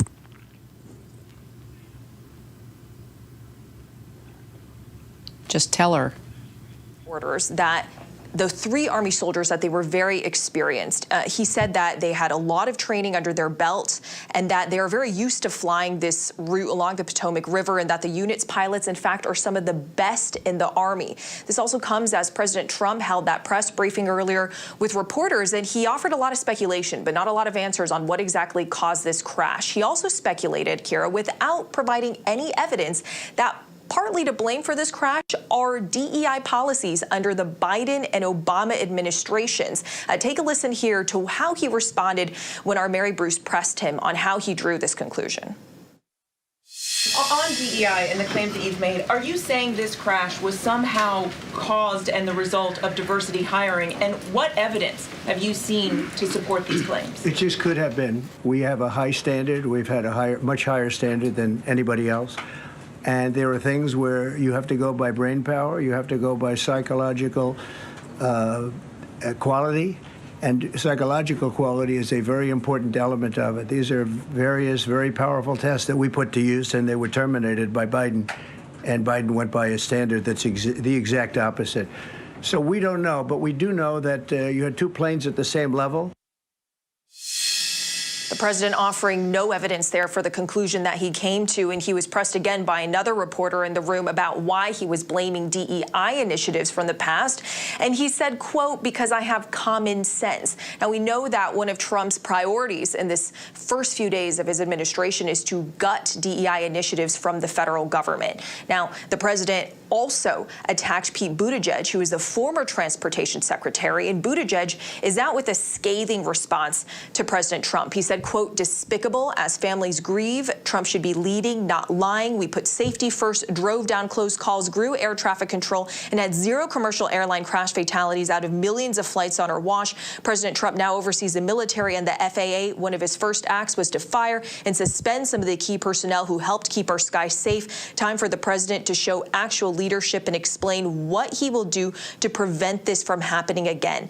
Now, President Trump also said that people should not be hesitant to fly, that they do not expect a collision like this to ever happen again. And Kira, another important point, as we're hearing from the president and these cabinet secretaries, is that a lot of them are fresh on the job. Yesterday was Transportation Secretary Sean Duffy's first full day in his role. It is the first week for Hegseth after he went through that bruising Senate confirmation battle. Also the first week for DHS Secretary Kristi Noem, who is spending time today with the Coast Guard and was being briefed by them. John, let me ask you about the air traffic controllers. Shouldn't they have recognized that 2 aircraft were flying at the same elevation? Well, if you're taking a look at a situation like that dynamically, you've got an airplane on approach, you expect it to be at a certain lower altitude. To see the oncoming helicopter and be able to identify it on their radar scope means that you've got to take attention away from everything else and almost be looking for a problem. Now, possibly they should have and could have, but the investigation will have to go into that extensively. Who was doing what in the tower cab? Who was communicating? And what opportunities did they have to actually see this developing? Selena Wang, John Nance, thanks, guys. Appreciate you both. Elizabeth Schulze, you remain at Reagan National Airport as we're monitoring live pictures there of that briefing that the NTSB will hold at any moment now. We will take folks there live as soon as it starts.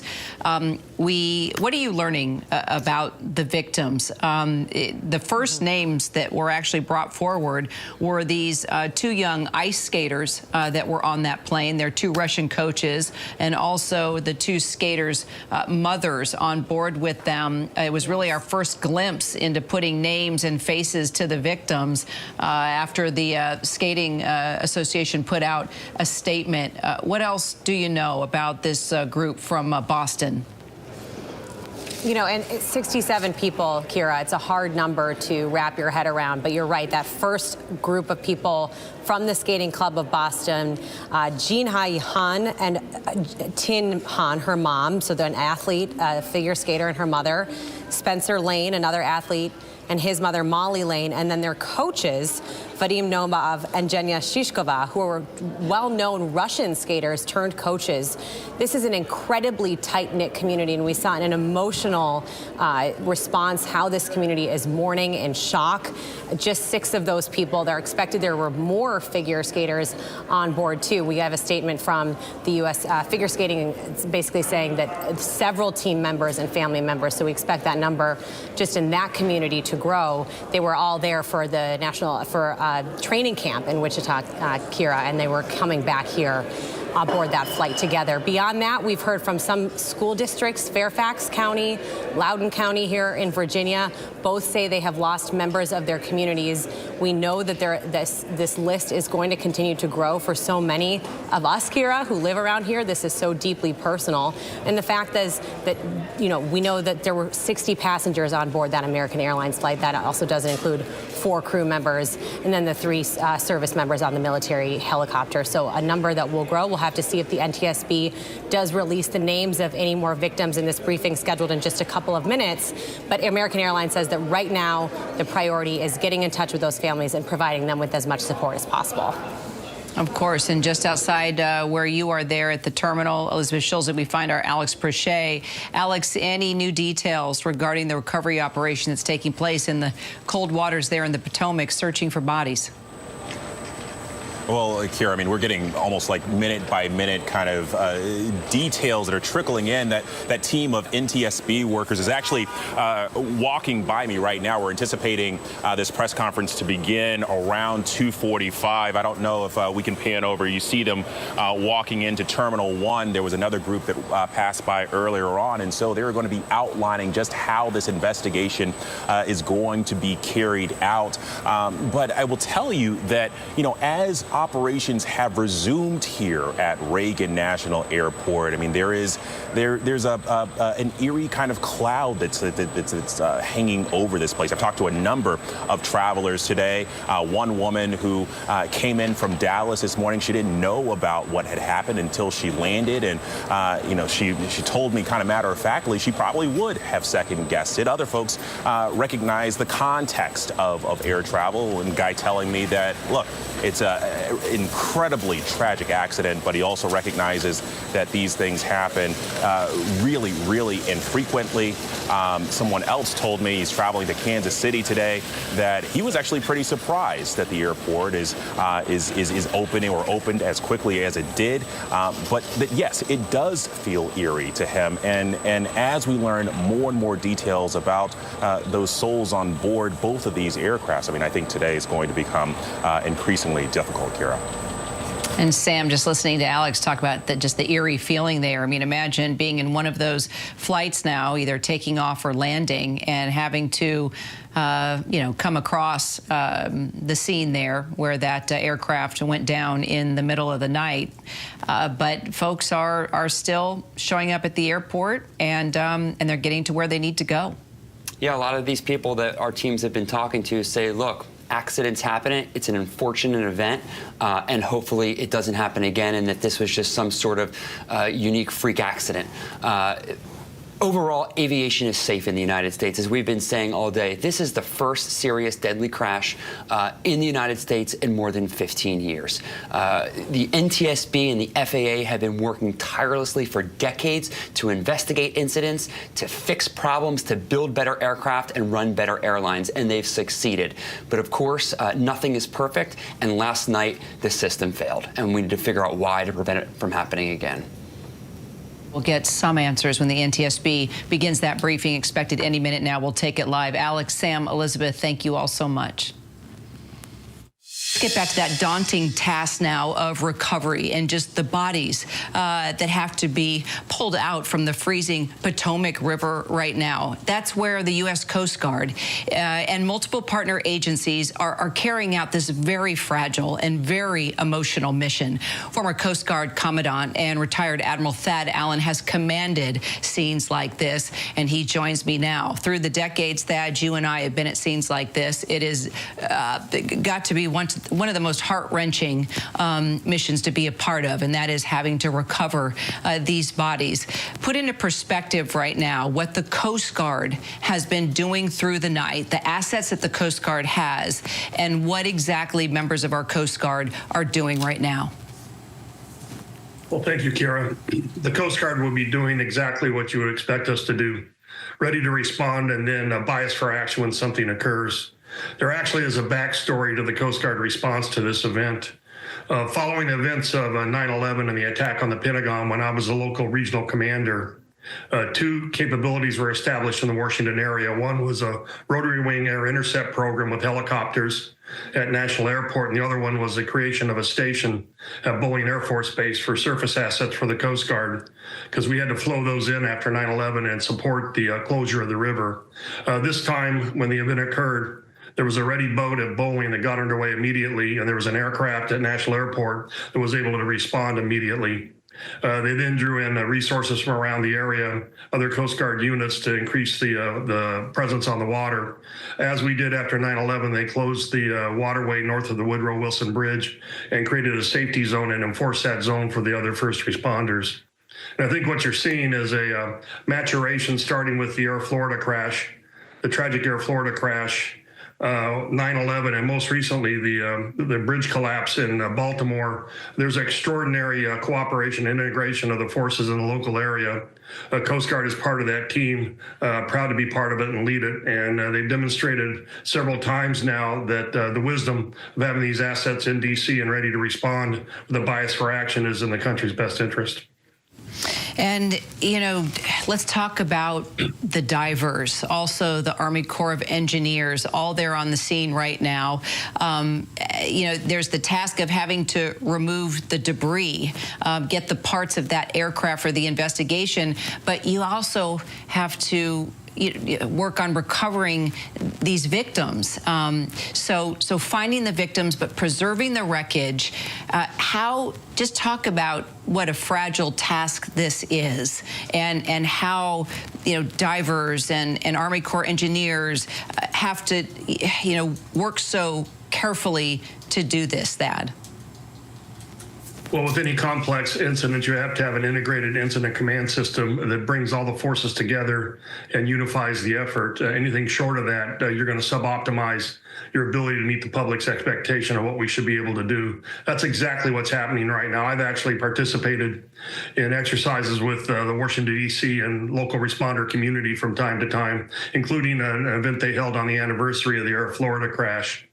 So the notion of creating unity of effort, communication, and cross-coordinating, while the role of the Coast Guard in this case would be maintaining a safety zone for those other activities. It's completely integrated and flawless so far, in my view, in the response.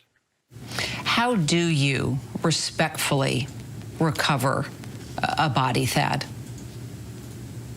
Well, this is heartbreaking and anguishing. There's no easy way to do it, but you need to do it with professionalism, with respect. There's a way to treat the remains. There's a way to interact with the families.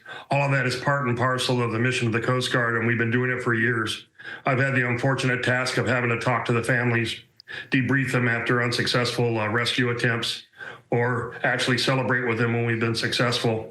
It's part of what we do, what we're trained to do, and while it's a heavy burden on our folks, we do it with, in my view, skill and grace. And we've had resources on scene at Station Washington to reinforce these folks and help them out with the obviously minimal stress that these missions bring. Of course. Talk about stress, you know, finding those data recorders, the so-called black boxes. It's an extreme priority as well. Talk about that process on going about finding the black box and why, you know, that's so important to understanding how things went down. Well, if you're really going to analyze an accident and understand the causes and then actually be able to make changes in the future to avoid similar accidents, you have to start by establishing the basic facts. You can't postulate what happened. You can't guess. You can't give opinions. You have to actually get the equipment, analyze it, collect the debris, analyze where it was at on impact, and then make a determination on the causal factors of this thing. This is not something you should do from the seat of your pants and opine just because something has just happened. As someone, I'm going to ask you a personal question, just maybe sort of deviate for a moment and kind of bring in again, sort of the human side of things. You had to oversee Katrina. You had to oversee the BP explosion. You know, presidents have called on you, Bush, Obama, Trump, all of them, for your insight and your support because of the experience that you have had. What are you thinking about as you have watched this through the night and knowing what you know, what are the questions that you have, and what are your thoughts on what happened here so far? Well, I think you could divide it into two lines of inquiry. One is the causal factors related to the event itself, and then the actual response and how that was carried out and how that contributed to as much of a success as you could in determining the facts and establishing it. Obviously, we have the terrible situation to deal with. There are no survivors, but getting all the information together, the best thing we can do for the folks who were lost in this crash is to completely understand why, make changes in the future, and make sure that to the extent possible, we never have an incident like this again. A lot of people dealing with the shock. The investigation, as we know, is going on in full force right now, and pilots across the country have been asking the same questions that we are asking. What happened? Retired Black Hawk instructor pilot Martin Godholm joining me now. Martin, I guess, you know, we'll get to the Black Hawk and just military training and these types of exercises that take place all the time for the sake of readiness. But just from what you know, and you've taken off and landed at this exact airport, the same runway, from your experience and what you know about comms and the aircraft and military exercises like this, what are your thoughts right now as we are asking so many questions? Our unit deployed for that mission up in D.C. After I retired, but I talked to a friend of mine, a fellow instructor pilot, and he said when the helicopters come down that route, altitude deconfliction is really the only safety factor. So the Black Hawks were supposed to be 200 feet and below. They tried not to get too low. They'd get complaints. They'd usually split at about 100 feet.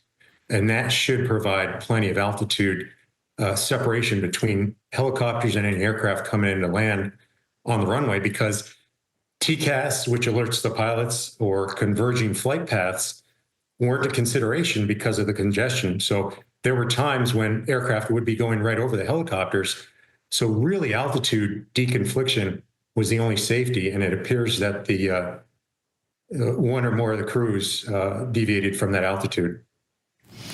And how does that happen? Because you're supposed to all be on the same comms, right? The American Airlines, the helicopter, the air traffic control operators. So what would cause a deviation? Pilot inattention, pilot error. And I'll tell you, when you're flying under night vision goggles, it's great when you're out in the desert. It's magnifying ambient light 2,000 to 3,000 times. But when you're in a congested city area with a lot of light, the goggles can actually be a hindrance. You can actually flip them up and just fly visual. And it would have been very hard, if they were under goggles or not, for them to see that aircraft coming in. So when the air traffic controller said, Path 25, do you have the CRJ in sight?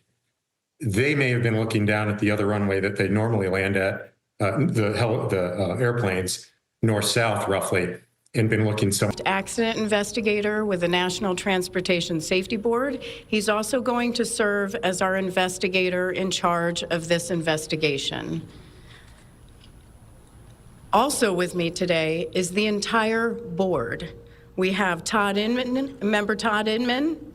Todd is going to serve as the board member on scene, the spokesperson for this investigation. All of the board members will be here. We have Vice Chairman Alvin Brown, member Mike Graham, who lived in Wichita for 20 years, and we also have member Tom Chapman. The NTSB's headquarters is just a mile from here. And so we are all here because this is an all-hands on-deck event. And we're here to assure the American people that we are going to leave no stone unturned in this investigation. We are going to conduct a thorough investigation of this entire tragedy, looking at the facts. Now, with that, I want to level set. When we go to the scene, and we were here last night, we allow the responders to do their important safety mission, which in this case was search and rescue and recovery. We stand back to allow them to do their important safety mission. And so this, for us, is our first full day on scene with our entire crew coming together. We have about nearly 50 people on scene, and in addition to our resources back at headquarters in our labs and throughout the agency. So with that said, we are not going to get into specific facts in this press conference. I want to level set here. We're going to get into our investigative process. As we are able to confirm factual information, we will provide that. I do want to say this is a whole of government effort. I was able to brief, along with others, the President of the United States and the Vice President this afternoon. I want to thank them for their leadership, for their tremendous support of the NTSB, for our investigators, and for the responders that are on scene doing an important mission. I also want to thank Secretary Sean Duffy, who I was communicating with early on after we first got word of this tragedy. We've been working together throughout the day, along with his team at the DOT and within FAA. I also want to thank Secretary Pete Hegseth, who was also integral in working with us today. Chris Rochelot, the acting administrator of the Federal Aviation Administration. We've heard from many members of Congress on both sides of the aisle. And so I will say this is a tremendous, one more time, whole of government effort. I also want to take a moment and thank the many, many responders that have been on scene. It has been an incredible effort. And I will have a full list that I will provide, that we will provide tomorrow, but I do want to thank them for all their work. With that, I'm going to turn it over to Member Inman for additional remarks.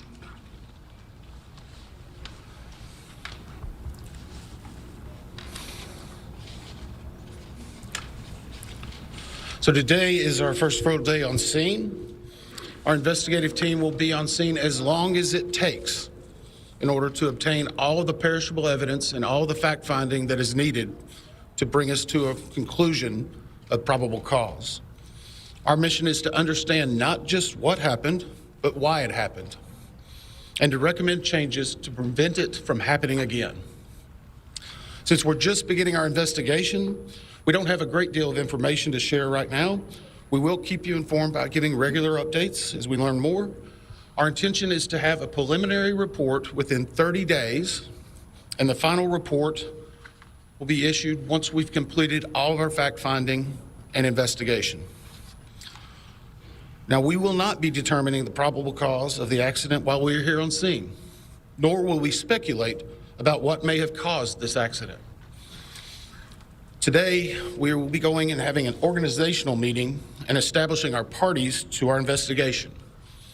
We currently have the following parties that are already identified: PSA Airlines, GE Aerospace, Sikorsky, FAA, NACTA, which represents the air traffic controllers, ALPA, which represents the pilots, Army, AFA, which represents the flight attendants.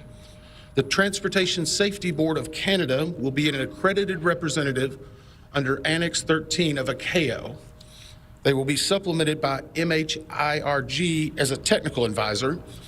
They were previously known as midair. The NTSB offers this party status to those companies, government agencies, and associations that have employees, activities, or equipment involved in the accident. We offer that because they will provide technical expertise and relevant information supporting the development of the best possible factual record. Once they join this investigation, they are not permitted to release documents or talk publicly about the investigation without the consent of the NTSB. So I want to stress this. It is only the NTSB that will provide information related to this investigation, with one exception, regarding the fatalities that occurred That notification will be handled by the DC medical examiner. We will not be discussing fatalities or names. That will be handled by them as the proper authority. So we want to talk a little bit about our process. We will analyze the facts and determine the probable cause of the accident and then issue a report of those determinations. I also want to talk a little bit about some additional people that are here with us, and they're very important to us, and that is our family assistance group. Later today, we will be briefing the families.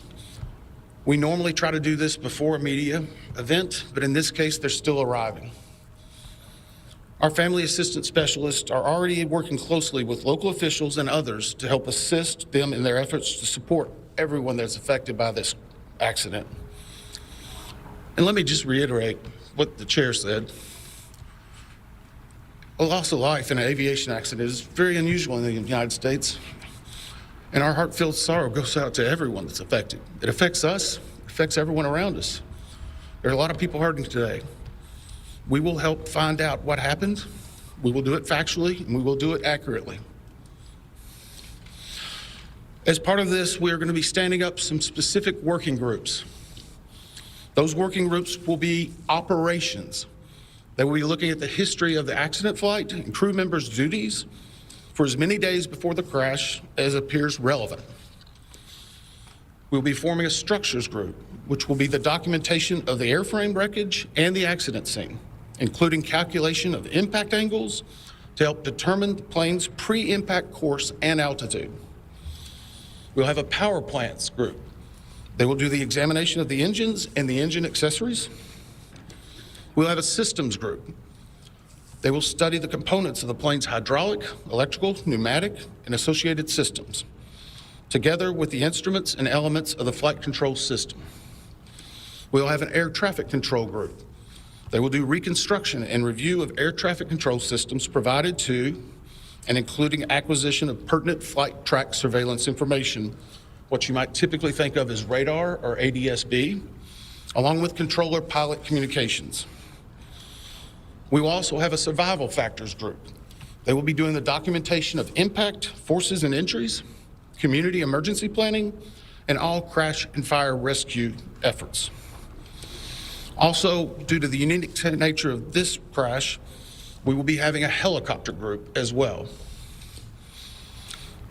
Lastly, we will have a human performance group, and this will not be its own group. It will actually be a part of the operations, air traffic control, and helicopter groups. They will study the crew performance and all before the accident factors that might be involved in human error, including fatigue, medication, medical histories, training, workload, equipment design, and work environment.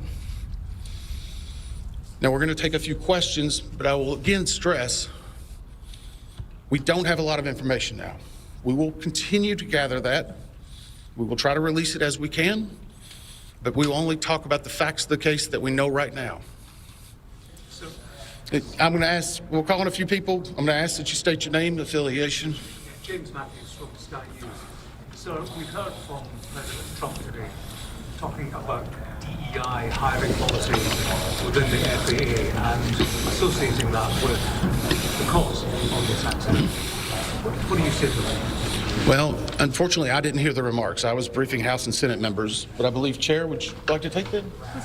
As part of any investigation, we look at the human, the machine, and the environment. So we will look at all the humans that were involved in this accident.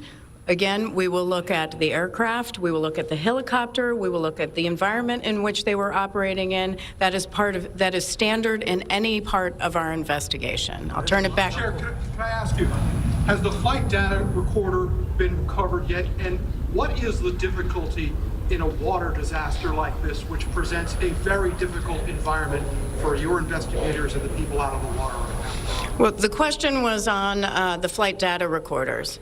And we have not recovered the flight data recorders yet. We know they're there. They are underwater. This is not unusual for the NTSB We have many times recovered flight data recorders in water.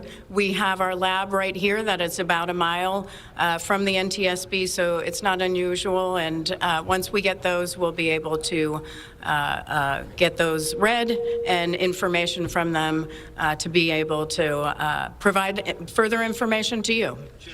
I'm going to turn it back over to Member Inman. Sir. Heather Henry with CBS News. Earlier today, Defense Secretary Pete Hegseth said a mistake was made last night.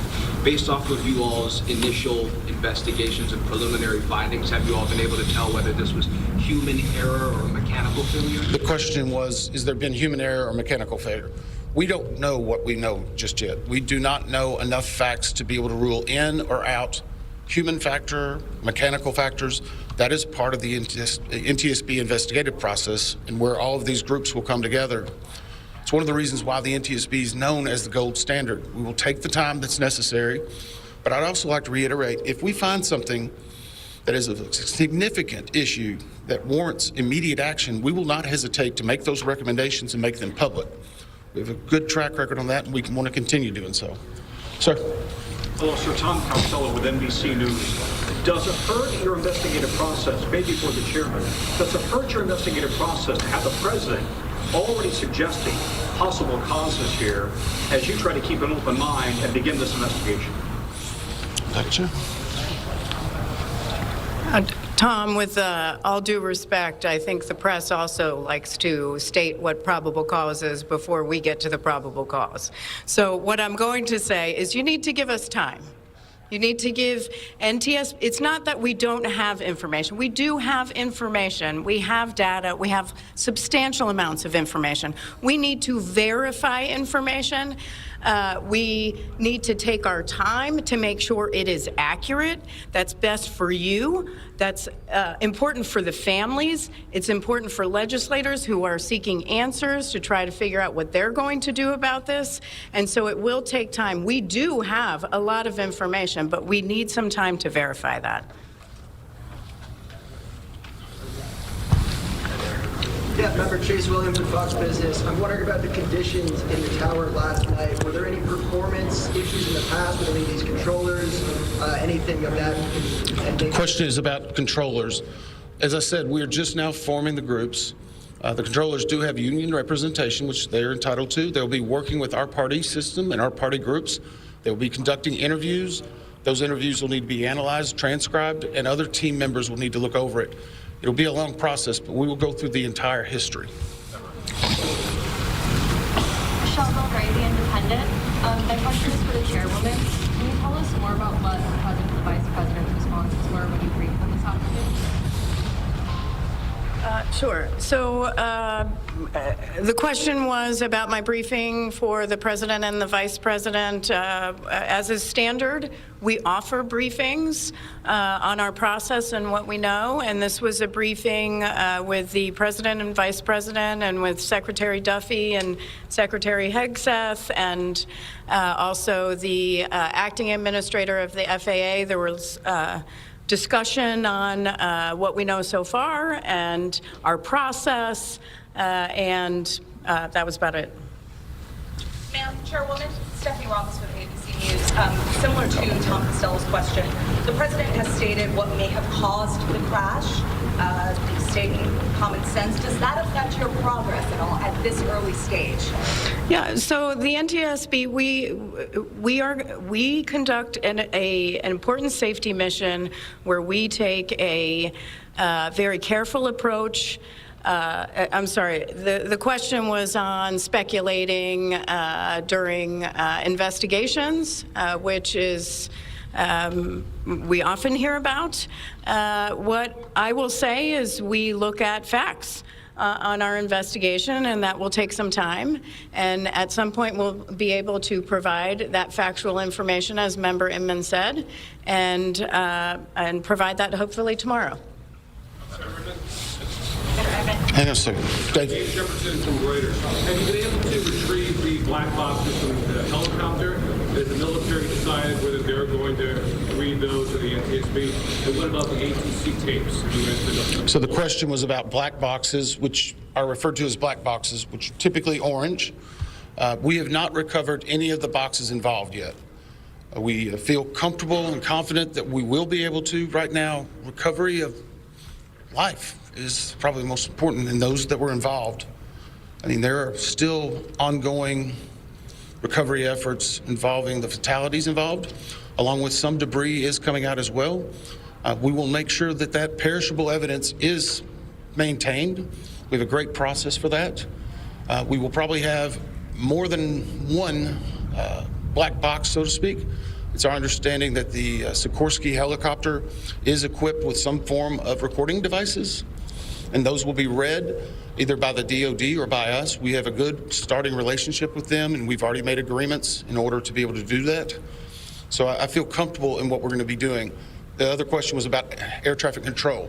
We received a very large package of information from the FAA at about 3 a.m., I believe, this morning. That is still being reviewed and analyzed. I would say there's a lot more information that usually comes in that than what you may find online and people might speculate about. And that is part of that overall process where we take the time to get the information correct and to make sure all the parties are engaged and involved and can fact check that information. Gabe Cohen from CNN. Can you tell me if the NTSB has reviewed this FAA internal report that has been cited by the New York Times indicating that the controller that was on duty at the time of the crash was doing a job that's usually done by 2 people?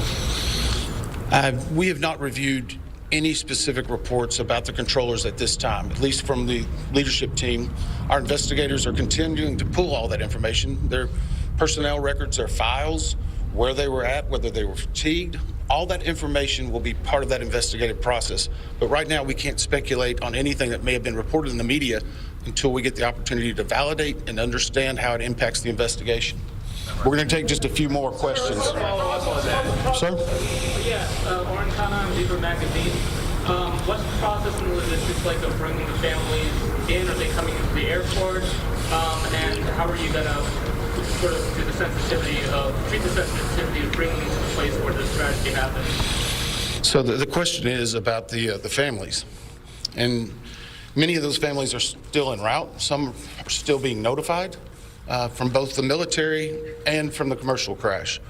There is a family assistance facility that's being stood up by American and PSA Airlines in Bethesda, Maryland. They've already been working on that, standing it up. Our team from our disaster assistance team has also been coordinating with them. We plan on briefing them. It is customary that at some point, if the families wish to go to part of the accident site, that we would arrange such a thing, but it will only be when we know that it's safe, we have the correct perishable evidence, and we can do it in the proper modesty that should be for those family members. It will be a little bit of a process, but it will take some time. Sir, to follow up on the air traffic control system. No. Sir, or are you? I know that Marielle Carville with DC News now. We've heard from some witnesses that they saw people were able to come down the slides of the plane. Has there been any indication that people made it off the plane into the water? Well, again, we will not speak to the fatalities. The D.C. medical examiner will, but I think the D.C. fire chief this morning very succinctly said correctly that we believe there are no survivors.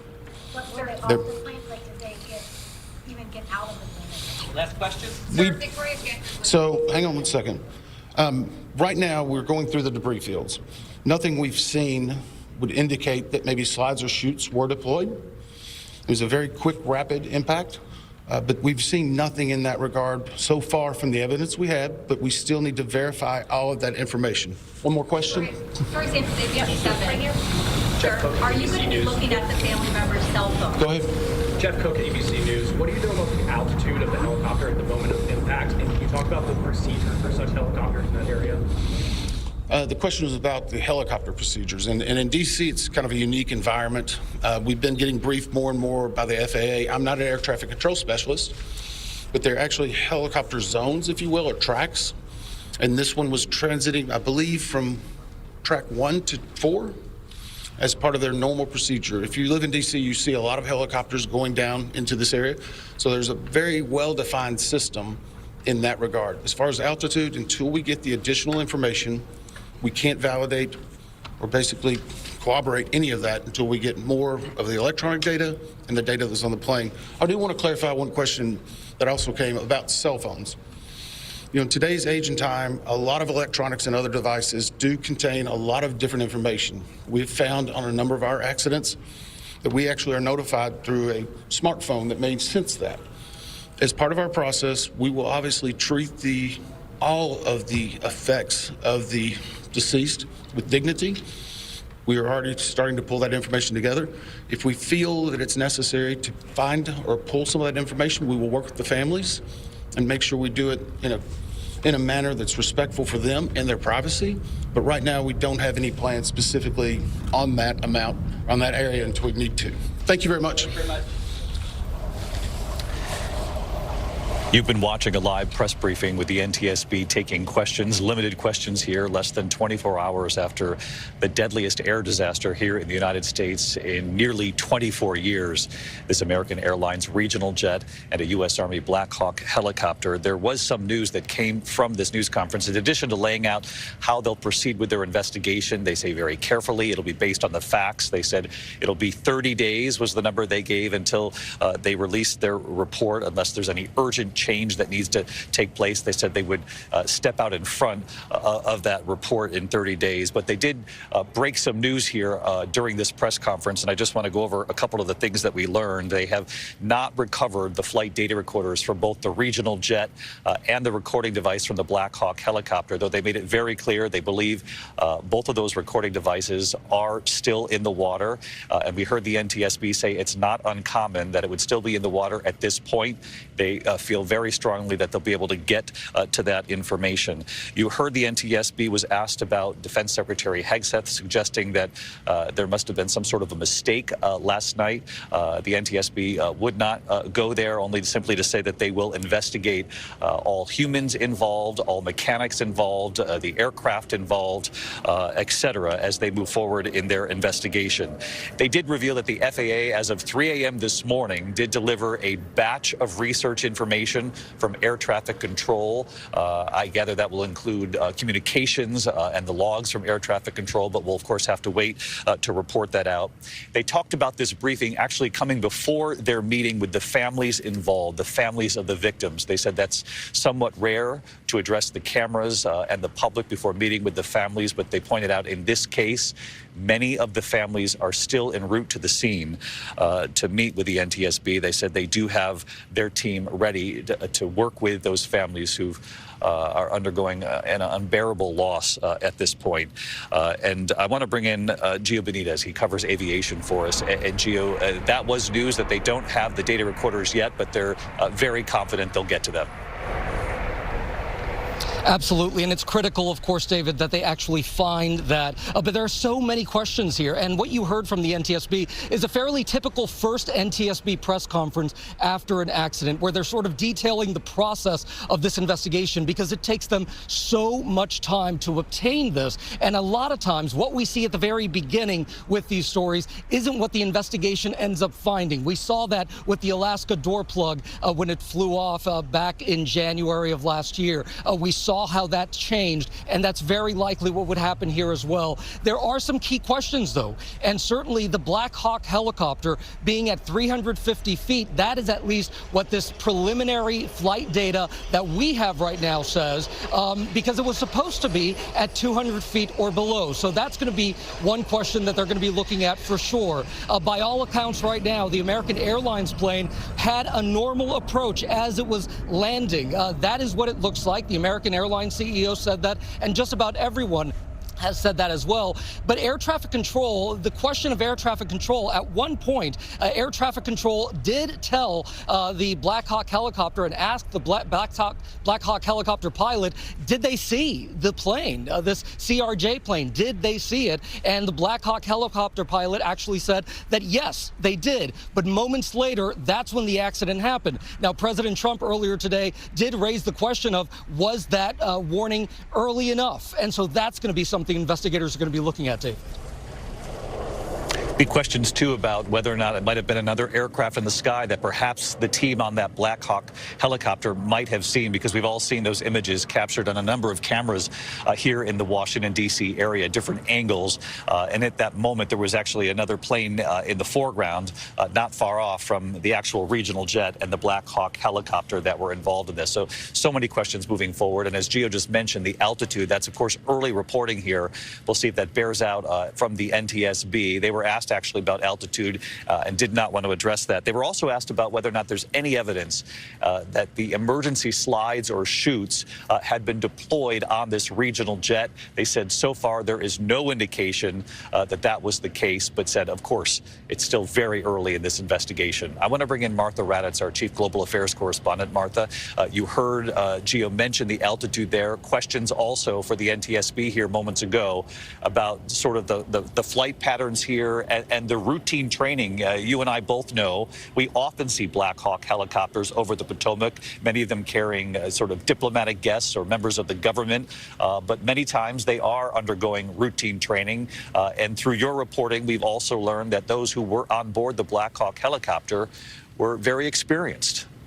They were very experienced, David, and they have done this route numerous times. This unit is in charge of what's called priority air transport. And just as you said, that's VIPs or leadership, whether that's civilian or military leadership. And what they practice is getting those people in and out of D.C. in an emergency, for instance, in a continuity of government. If something terrible happened in Washington, D.C., they would want to get those leaders, those senior leaders, out of the city for continuity of government. So these are important training flights. You had an instructor Black Hawk pilot on that flight and an evaluating pilot. And that instructor pilot would be helping the evaluating pilot qualify, something you just have to do regularly. It does not mean the evaluating pilot is not an experienced pilot. They just have to qualify probably once a year. And nighttime is part of that.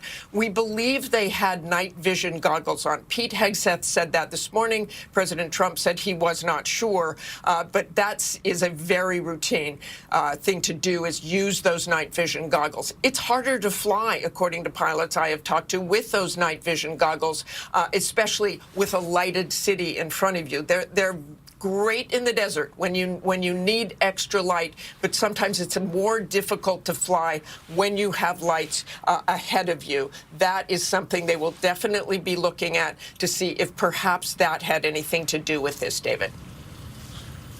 And a quick follow-up for you, Martha, because one of the central questions, and there are so many questions this early on, but one of the central questions will be that conversation that's already been made public between the air traffic controller who was trying to reach out about 30 seconds or so. That's what's been reported before the collision took place to that Black Hawk helicopter, saying to be aware, obviously, of the regional jet. Do you see it? The answer was yes. And then the early reporting now, and you can hear it in the audio, is that air traffic control then reaches back out to the Black Hawk helicopter just seconds before the collision, asking yet again to wait for the regional jet to go by, and there was no response. That's going to be looked at very carefully here. It certainly will be, David. And that helicopter, we can't stress enough, they were flying visual only. This wasn't an instrument landing. This wasn't, I can't see anything, so I'm going to let my instruments help me land. They had visual verification, so they said, of that regional jet. Obviously, there was a mistake made. We don't know exactly why or what exactly happened when that helicopter rammed into that jet. But that last transmission where you didn't hear them answer, that will be key. David. Martha Raddatz with us here for our live coverage of this NTS briefing, the first of its kind with this investigation underway. Martha, thank you. One last question here from former Air Force pilot, ABC News aviation consultant John Nance. John, thanks for being here as well, because for people watching across this country, it's been more than 2 decades since we have reported on a deadly air disaster of this scope here in this country. And one of the things that everyone has heard at home already is that air traffic control audio. What do you you make of the interaction between air traffic control, the Black Hawk helicopter, acknowledging that they saw the plane? Still unclear whether it was the actual plane or a different plane in that airspace as well that might have distracted them. And again, this is all just a speculation and something the NTSB will have to answer. But when you see the video, you see the collision, and you hear the audio of the air traffic control, the exchange some 30 seconds before that collision, what does that indicate to you so far? Indicates to me so far that there is almost a certainty to the fact that there was a confusion, and how that confusion came about is going to be one of the key elements of the investigation. But they acknowledged that they saw the jetliner, and I'm sure that's exactly what they thought they were seeing. But as you pointed out, there's so many lights around, there's so many opportunities to not have the right thing. I can't tell you how many times in my career, both military and civilian, I've accepted the responsibility and said, yes, I have them in sight, and hoped that I really did have the right one in sight, because it's very difficult. Also, the pace of communications is something that needs to be talked about. The communications are single, in other words, one push to talk, one voice, pardon me, in either direction at a time. And what you end up with is a situation where we have crammed as much information as we can get, and there's a lot of confusion that comes about when people are talking too fast. And John, when you look at some of this early reporting and the numbers, when you're talking about that plane, you heard Gio mention this, that American Airlines has come out and said that their data so far shows that that plane was coming in for a very normal landing and had been told to go to runway 33 to change runways sometime beforehand, but had redirected and was coming in. And American Airlines so far saying that everything looked extremely normal, at least given what they've had access to so far. And the idea, the notion that this regional jet was some 2,400 feet from a normal landing there on the runway, it's just extraordinary that this would play out moments before all of those passengers would have been safely down. I'm sure they didn't have any idea what hit them. And it was at such a low altitude, you're concentrating only on putting the airplane on the runway. It's right there in front of you. This is not the point of time at which electronics, for instance, could help you. We have a thing called a TCAS, a traffic collision avoidance system. It cuts out at about 1,000 feet because you wouldn't want it coming on saying dive, dive, dive when you're at 200 feet. The altitude is going to be one of the things, too. They're going to look at the altitude of both jets, but it does appear that the American Airlines was right where he was supposed to be. And John, one last question for you. You heard the NTSB confirm what we learned from the fire chief this morning, and that is they believe there are no survivors here. They said moments ago there's no evidence that the slides or the chutes on that regional jet were deployed, though it's still very early. They acknowledge that. And there are also early reports that that fuselage, that jet is in at least 2 to 3 pieces in the water, as well as that Black Hawk helicopter. When you see that video of that collision, that explosion in the nighttime sky and where they landed, you'd be hard-pressed to think that anyone could have survived that kind of impact and waters that are 32 to 36 degrees here. Yes, it's a very correct statement, David. I think, first of all, when I saw that and managed to evaluate it a little bit, the speed with which the fuselage or the remains of the airplanes and the helicopter hit the water, probably that was unsurvivable. But even if somebody had survived that, the waters were going to give you about at 36 degrees around maybe 35 or 40 minutes of useful consciousness, maybe less. 60 passengers, 4 crew on board that plane, 3 service members on board that Black Hawk helicopter, and we are thinking of them all and of all of their families. And you heard the NTSB say some of those families are still being notified as we're on the air right now. I'm going to return you now to regular programming. Our coverage will continue on ABC News Live, abcnews.com, of course, 24 hours a day.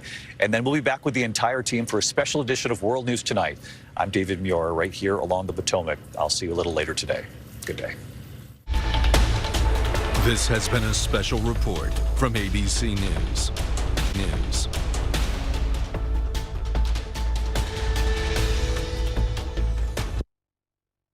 We now join our programming in progress.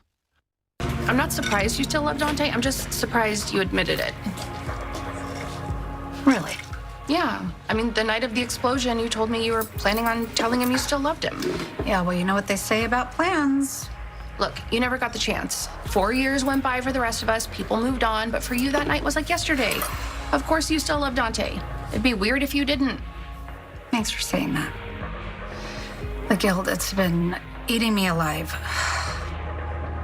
Have you talked to him?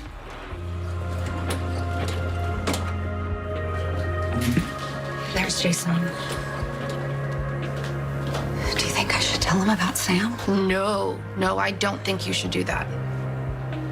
Maybe he already knows. He looks serious. No, he always looks like that. So what I have to tell you needs attorney-client privilege. Always. What's going on? Sasha Corbin is pregnant. Michael is the father. Well, of all the scenarios I could have imagined, that wasn't one of them.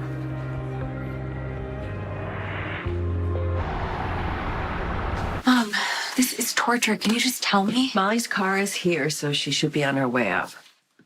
Sorry, I'm late. I was dealing with the most frustrating, pig-headed person on the planet. Molly, chill. Mom has something to tell us. What's going on? Are you all right? Have a seat. Right here.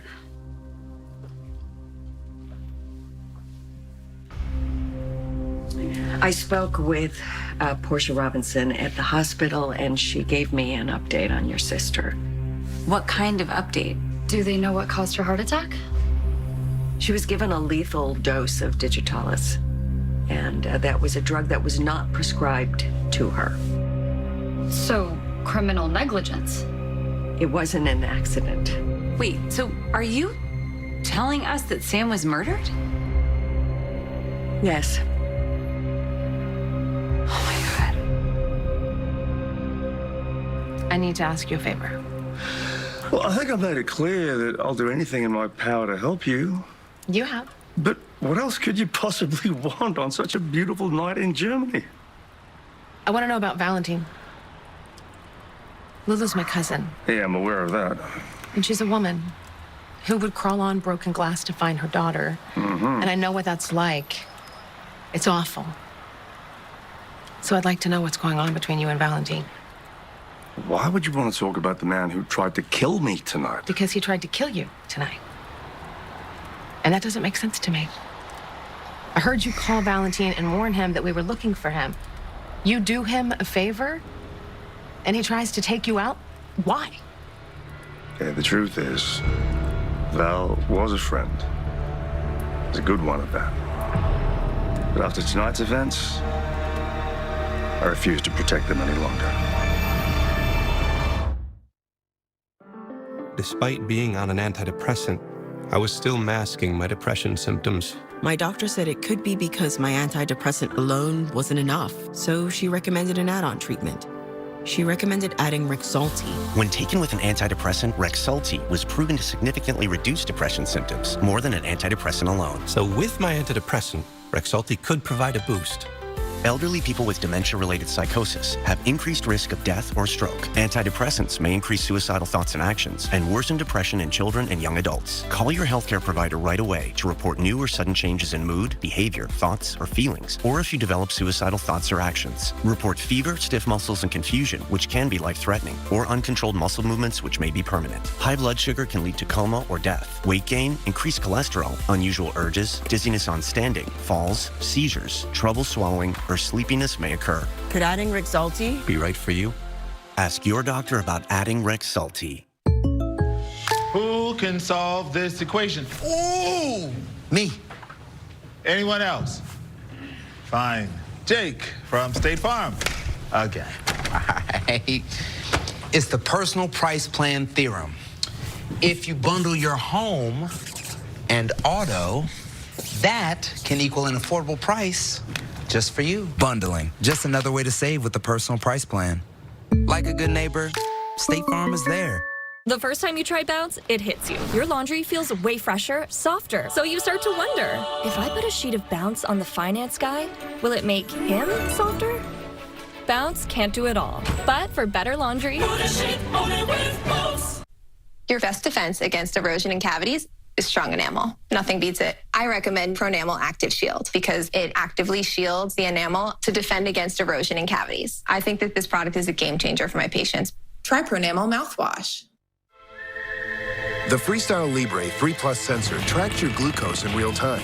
And over time, it can help lower your A1C.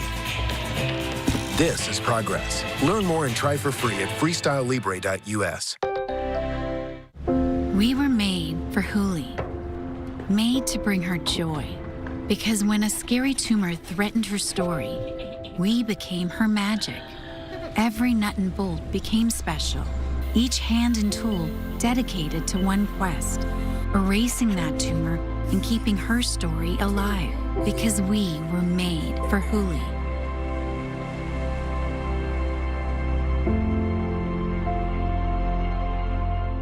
Oh, you don't know? It's Faye, that move your feet. Taste can't be beat, that late night treat. Faye, that straight tubbing, that feeling right. Get every bite.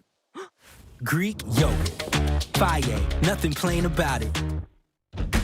What if your best hair day was every day? Elvive Hyaluron Plus Plump with hyaluronic acid. 2 times more hydration transforms your hair for up to 72 hours. Work that bounce. Elvive Hyaluron Plus Plump by L'Oreal Paris. You're worth it. When you really need to sleep, you reach for the really good stuff. ZzzQuil Ultra helps you sleep better and longer when you need it most. It's non-habit forming and powered by the makers of NyQuil. ZzzQuil Ultra, when you really, really need to sleep. So much to talk about. This is greatness. Aren't we so lucky? Not a lot of people can say they can take their sister to work every day. What could go wrong? What in the actual... Love a little chaos. Welcome to the show. You're in the presence of greatness. I can't believe this. Someone killed Sam? Yes. Why? They don't know. Well, what do we know? Did Portia give you any details? Are the police looped in? I can get our best ADA on this. Molly, stop. This is our sister we're talking about, okay? You're talking about her like she's one of your cases. You're right. I'm sorry. I feel helpless. I don't know what else to do. You're just trying to make sense of something that is senseless. It's okay, I get it. This is so wrong. Who would want Sam dead? Honestly, I thought losing Sam was the lowest of lows. This is it. This is it.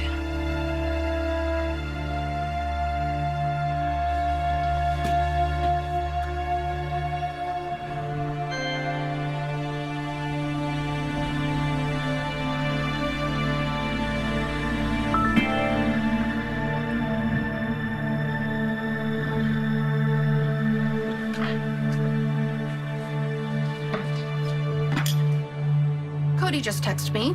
He's gonna join us if that's okay. Yeah, of course. But we should probably switch topics because he's way too close with Dante. I can't have this getting back to him. Okay, well, that answers my question of whether or not you've talked to Dante. And say what? I'm still in love with him while he's still mourning his deceased fiance who died saving my life?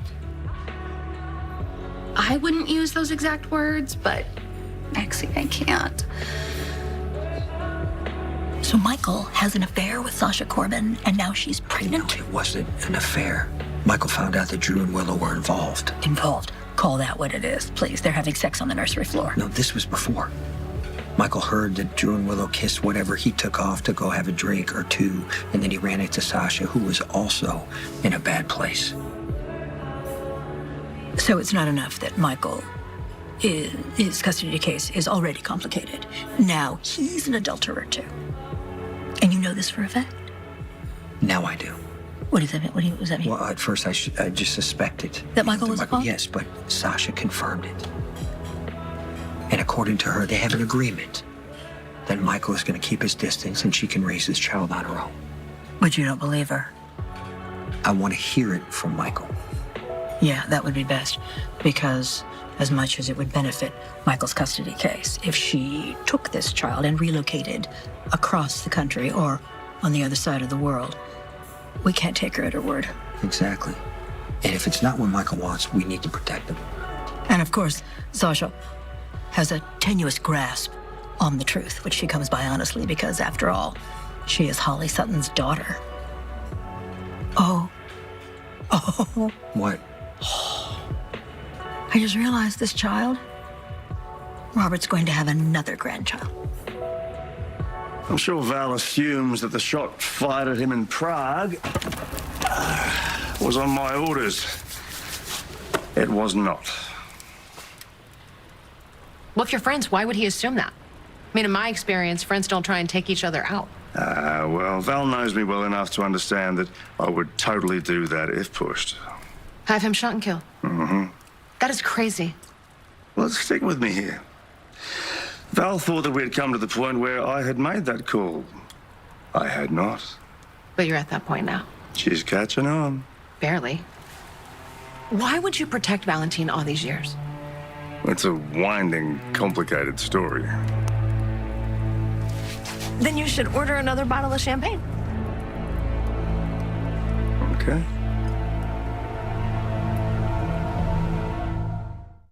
Stay ahead of your child's moderate to severe eczema with Dupixent as they welcome the feeling of touch with clear skin and less itch. The #1 prescribed biologic by dermatologists and allergists helps heal their skin from within. Severe allergic reactions can occur. Get help right away for face, mouth, tongue, or throat swelling, wheezing, or trouble breathing. Tell your doctor of new or worsening eye problems like eye pain, vision changes, or blurred vision, joint aches and pain, or a parasitic infection. Don't change or stop asthma or other medicines without talking to your doctor.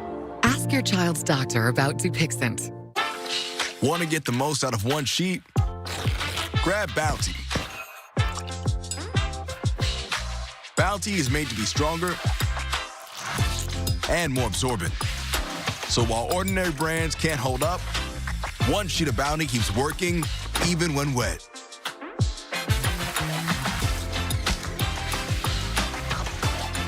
Now that's the sound of value. Bounty, the quicker picker-upper. I was drowning in debt. I had over $36,000 in debt.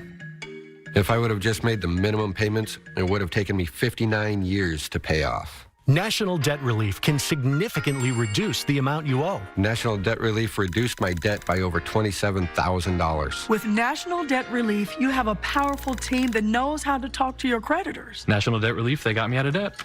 Call or visit nationaldebtrelief.com to get started. Toss out the mess. Toss in the power sheet. Toss out pricey. Now toss like a boss. Arm & Hammer Power Sheets clean 3 times more small loads than premium tile detergent at the same price. Sore throat got your tongue? Mucinex Insta-Sue Sore Throat Medicated Drops. Uniquely formulated for rapid relief that lasts and lasts. That's my baby! Try our new sugar-free cough drop. Insta-Soothe! At DriveTime.com, we've been hard at work, and we finally did it. Did you make it so I can finally see my real payments and shop for thousands of cars with no hit to my credit? Wait, yes! Shop for cars online with no credit hit. Yeah! Go to DriveTime.com and get approved with no credit hit. Good food tastes better with $1 for Daisy. Do $1, yeah. Everything tastes better with $1 for Daisy. Aveeno introduces new daily moisturizing cream. It's clinically proven to moisturize dry skin for 48 hours and instantly strengthens skin's barrier for softer, smoother skin. Aveeno, the power of oat for sensitive skin. When my doctor gave me Breztri for my COPD, I noticed things changed. Breztri gave me better breathing starting within 5 minutes. It also reduced flare-ups. Breztri won't replace a rescue inhaler for sudden breathing problems. It is not for asthma. Tell your doctor if you have a heart condition or high blood pressure before taking it. Don't take Breztri more than prescribed. Breztri may increase your risk of thrush, pneumonia, and osteoporosis. Call your doctor if worsened breathing, chest pain, mouth or tongue swelling, problems urinating, vision changes, or eye pain occur. Ask your doctor about Breztri. Beneful knows a full life doesn't just happen. It's a choice. To take a swing. To taste all life has to offer. Beneful, the same great taste your dog loves. Now with a fresh new look. Amanda Riley was a mother, wife. She got diagnosed with cancer. There's all these pictures of her in the hospital with IVs, tubing. But she was a liar. Why would somebody fake cancer? Scamanda premieres tonight on ABC. The hit true crime series comes to ABC. Cherry Papini reported missing. There's questions that just don't make sense. In that moment, I felt like she was lying.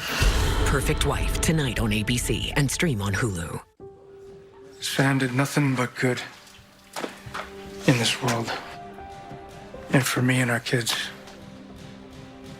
Lulu's alive because of her sacrifice, and she did not deserve this. None of you deserve this.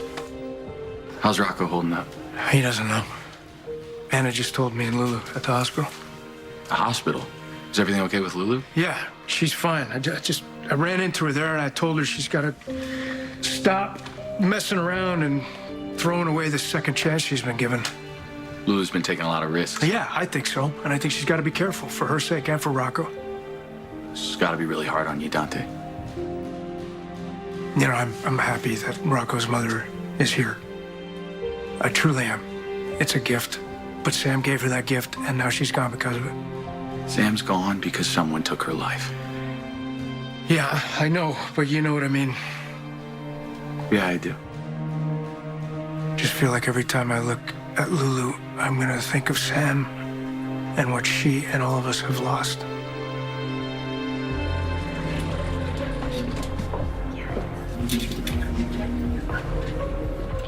Perfect. Oh, Cody's here. Hey, thanks for agreeing to talk to me. Oh, I haven't agreed to anything. Have you talked to Spinelli since you were such a meanie the other night? I think I will give you 2 minutes. Sounds like important family stuff. No. You stay. This is obviously a bad time, and I'll go. Neither of you are going anywhere. Both of you can sit. Okay, look. I'm sorry about the other night. I will talk to Spinelli, but right now I'm kind of freaking out. Why? Sasha's pregnant. You knew. Well, I'm open to suggestions on how you want to handle this. You know, Carly's already in Germany. Maybe she could talk to Michael. No. If Sasha's telling the truth and Michael did agree to stay out of his baby's life, Carly cannot know anything about this. Of course. I'm sorry. I don't know what I was thinking. Okay, I'm going to the clinic and I'm going to talk to Michael. Okay. So can you do me a favor? Just keep an eye on Sasha, and if she needs anything, just get it. Discreetly. Well, that shouldn't be too difficult. Anna Devane hasn't changed. Still of singular focus. Her eyes on the prize, always. Okay. What about you? What were you like? I was realistic. I wanted to rise in the ranks of the WSB, but I knew I couldn't do it alone. That's where Valentine came in. He was ambitious, wickedly brilliant. An alliance with him was a smart move, so I sought out his friendship. Smart move as in you had what he lacked and vice versa? Yeah, while Val was highly strategic, he was rough around the edges. He was a loner with certain, well, physical limitations. And I, on the other hand, had been told that I possessed a certain charm. Wouldn't you agree? I would. And so I thought we'd be highly effective together. You know, Val was the iron fist, I was the velvet glove, so to speak. You knew with Valentine by your side, you'd look that much more capable. You know what's funny? I was far less ruthless back then than I am now. I don't think I ever really saw him that way. How did you see him? As an outsider who needed me as much as I needed him. We became true friends in a world where they were hard to come by. That's sweet. In a strange, twisted way. It was. Till that friend tried to kill me. The darkness of bipolar depression made me feel like I was losing interest in the things I love. Then I found a chance to let in the light. Discover Capilita.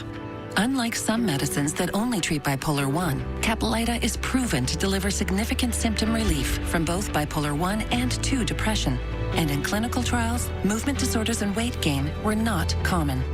Caplyta can cause serious side effects. Call your doctor about sudden mood changes, behaviors, or suicidal thoughts right away. Antidepressants may increase these risks in young adults. Elderly dementia patients have increased risk of death or stroke. Caplyta is not approved for dementia-related psychosis. Report fever, confusion, or stiff muscles which may be life-threatening, or uncontrolled muscle movements which may be permanent.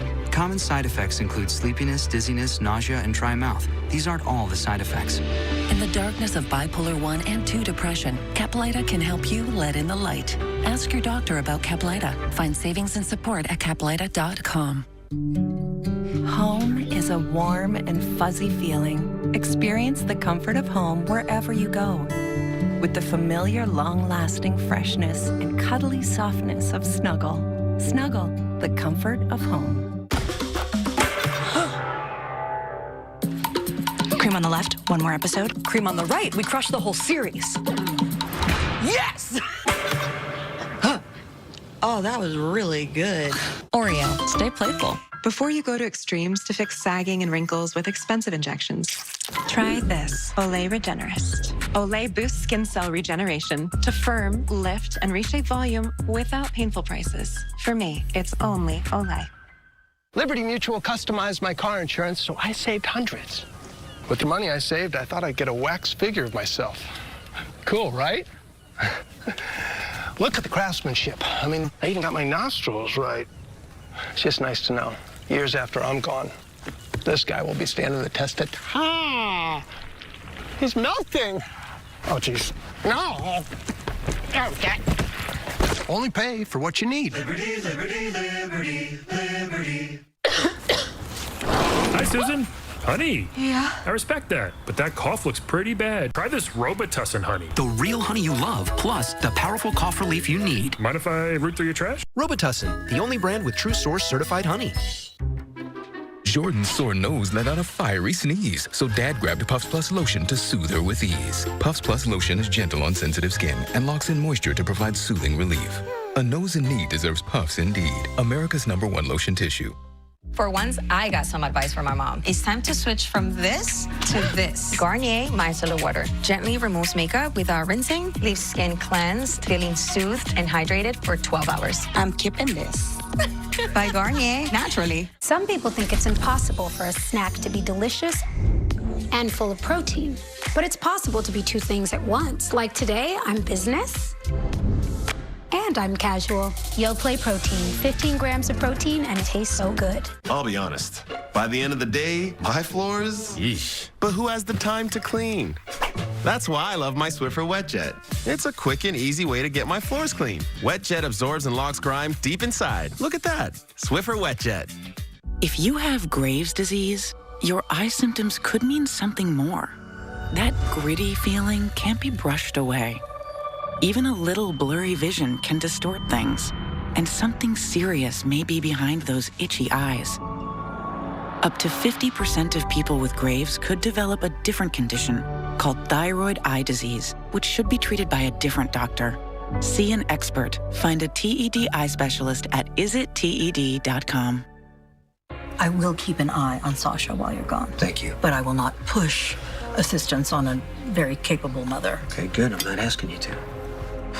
Let me know when you get clarity from Michael, please. God help him. He's already embroiled in one custody battle. He needs another like he needs a hole in the head. What if he does want to be part of the child's life? Then I will fight for his right to do so. But I gotta tell you something, Jason. Michael's had ample opportunity to tell me that Sasha was pregnant and how he wanted to proceed. The fact that he didn't speaks to her credibility. Maybe. It just doesn't sound like Michael to walk away from his kid. Well, maybe your affinity is such that it's skewing your view of things. If I'm wrong, I'll gladly admit it. That I want a ringside seat for. Yes, I did know about Sasha's pregnancy, but it's not my place to tell anyone, especially you. Why especially me? Given your history with her, it's kind of a delicate situation. I thought that news should come from Sasha. Fair enough. How did you find out? Did she tell you? No, not exactly. Then how exactly? It It doesn't matter. I'm worried about the deadbeat dad. I mean, a father should step up and help, right? No, Sasha was very clear she had no plans to tell the father. Yeah. All to protect this guy. What guy? Jason Morgan. He's the father of Sasha's baby. I'm sorry, what? Jason is wrong. We can do this on our own, even if we're the only ones to believe it. And I promise you that I will always be here for you, little one. Always.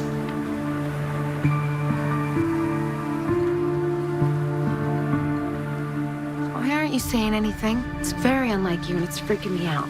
Well, if this was a run-of-the-mill problem, I would have opinions on my opinions. But it's not run-of-the-mill. No, it's not. It's big. It's like life-altering big. No pressure. Baby, I don't want to influence your decision in any way, but I am here for you, whatever you need. What I need is your advice. Same like I did back then. No, you are not the same person you were back then. You have become a strong, accomplished woman. You've created this incredible life for yourself and found an amazing man to share that life with. I'm not saying that this choice is going to be easy, but it is your choice to make. And only yours. If Chase and I are going to make it in this life together, I really, really want us to, then we need to be open and honest with each other. I need to tell him. Hey, man, I just wanted to say thanks for being a good sounding board these last few months. Helped me get through them. Of course. Anything you need, you know that. You all right? Everything good? What do you mean? When I got here, it looked like something was going on, and it wasn't about Sam. It's not nearly as important as what you're dealing with. I mean, I can usually be a pretty good sounding board, too. Usually. I know. And I promise to talk about it when I'm ready. All right. No pressure. Just want to repay the debt. We're going to find out who did this to your sister, or I can believe that. This is so awful. It's like reliving Sam's death all over again, but through this darker, more sinister lens. Life was already dark enough. What are we going to do about Scout and Danny? How are we going to tell? What are we going to tell? We're going to shield the truth from Scout because she's too young and she can't wrap her mind around this. Okay, I agree. And Danny, I think we just wait till we get more information before we tell him. What if he reads something online or someone says something at school? I'm going to talk to Anna and see if she can keep this out of the press and away from the public for as long as possible. We have a lot of work to do, and we're going to have to stay strong and present a united front for the kids. That's what Sam would have wanted. We won't let her down. Davis women unite. Always. There's more to you than meets the eye, Jack Brennan. By all means, please elaborate. Well, I mean, it was a mutually beneficial relationship for both of you, but you protected Valentine all these years. I admire that kind of loyalty. I'd like to think that I'm loyal too. Mm-hmm. Like when you went behind my back and bugged my office. Okay, that was to prove Anna and Jason wrong. Oh. And we weren't really friends then. Oh, not like we are now. Yeah, exactly. There's a big difference between us, you know. Yeah, I'm not a spy. You're a good person. Yeah, I could line up a boatload of people right here that would disagree with that statement. They're just wrong. You think you know me so well, huh? I'm very perceptive. I'm perceptive, too. Yeah. Yeah, you're not the bad guy you want everyone to think you are. Man of mystery, ruthless, unreadable. I'm not those things? Sometimes. Yeah. Yeah, but to me, you're the guy who has done some really awesome things for me time and time again. When you expected nothing in return. Well, that's not true. I mean, there is something in it for me. I fought it for a while. And now? I'm all out of fight. Wow, that's funny. So am I.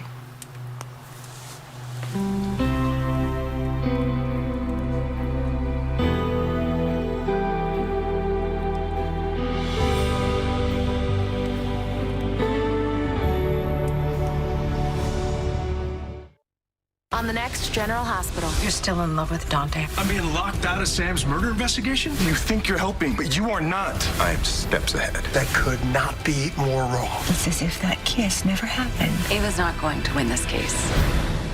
Still have moderate to severe ulcerative colitis or Crohn's disease symptoms after taking a medication like Humira or Remicade? Put them in check with Rinvoq, a once-daily pill. When symptoms try to take control, I got rapid relief with Rinvoq. Check. When flares tried to slow me down, I got lasting remission with Rinvoq. Check. And many were in remission, even at nearly 2 years. And Rinvoq helped visibly reduce damage of the intestinal lining. Check. Rapid symptom relief, lasting remission. And visibly reduced damage. Check. Rinvoq can lower ability to fight infections. Before treatment, test for TB and do blood work. Serious infections, blood clots, some fatal. Cancers including lymphoma and skin, serious allergic reactions, GI tears, death, heart attack, and stroke occurred. CV event risk increases in age 50 plus with a heart disease risk factor. Tell your doctor if you've had these events: infection, Hep B or C, smoked, are pregnant or planning. Don't take if allergic or have an infection. Put UC and Crohn's in check and keep them there with Rinvoq. Ask your gastroenterologist about Rinvoq. Lauren Graham, next live.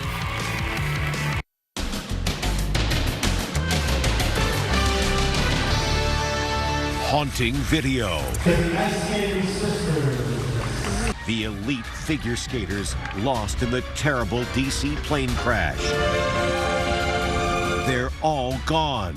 Then, how could this happen? Crash, crash, crash. I just saw a fireball and then it was just gone. Behind the controls for the final approach. This is where the impact happened, right about here. And the icy waters of the Potomac. How no one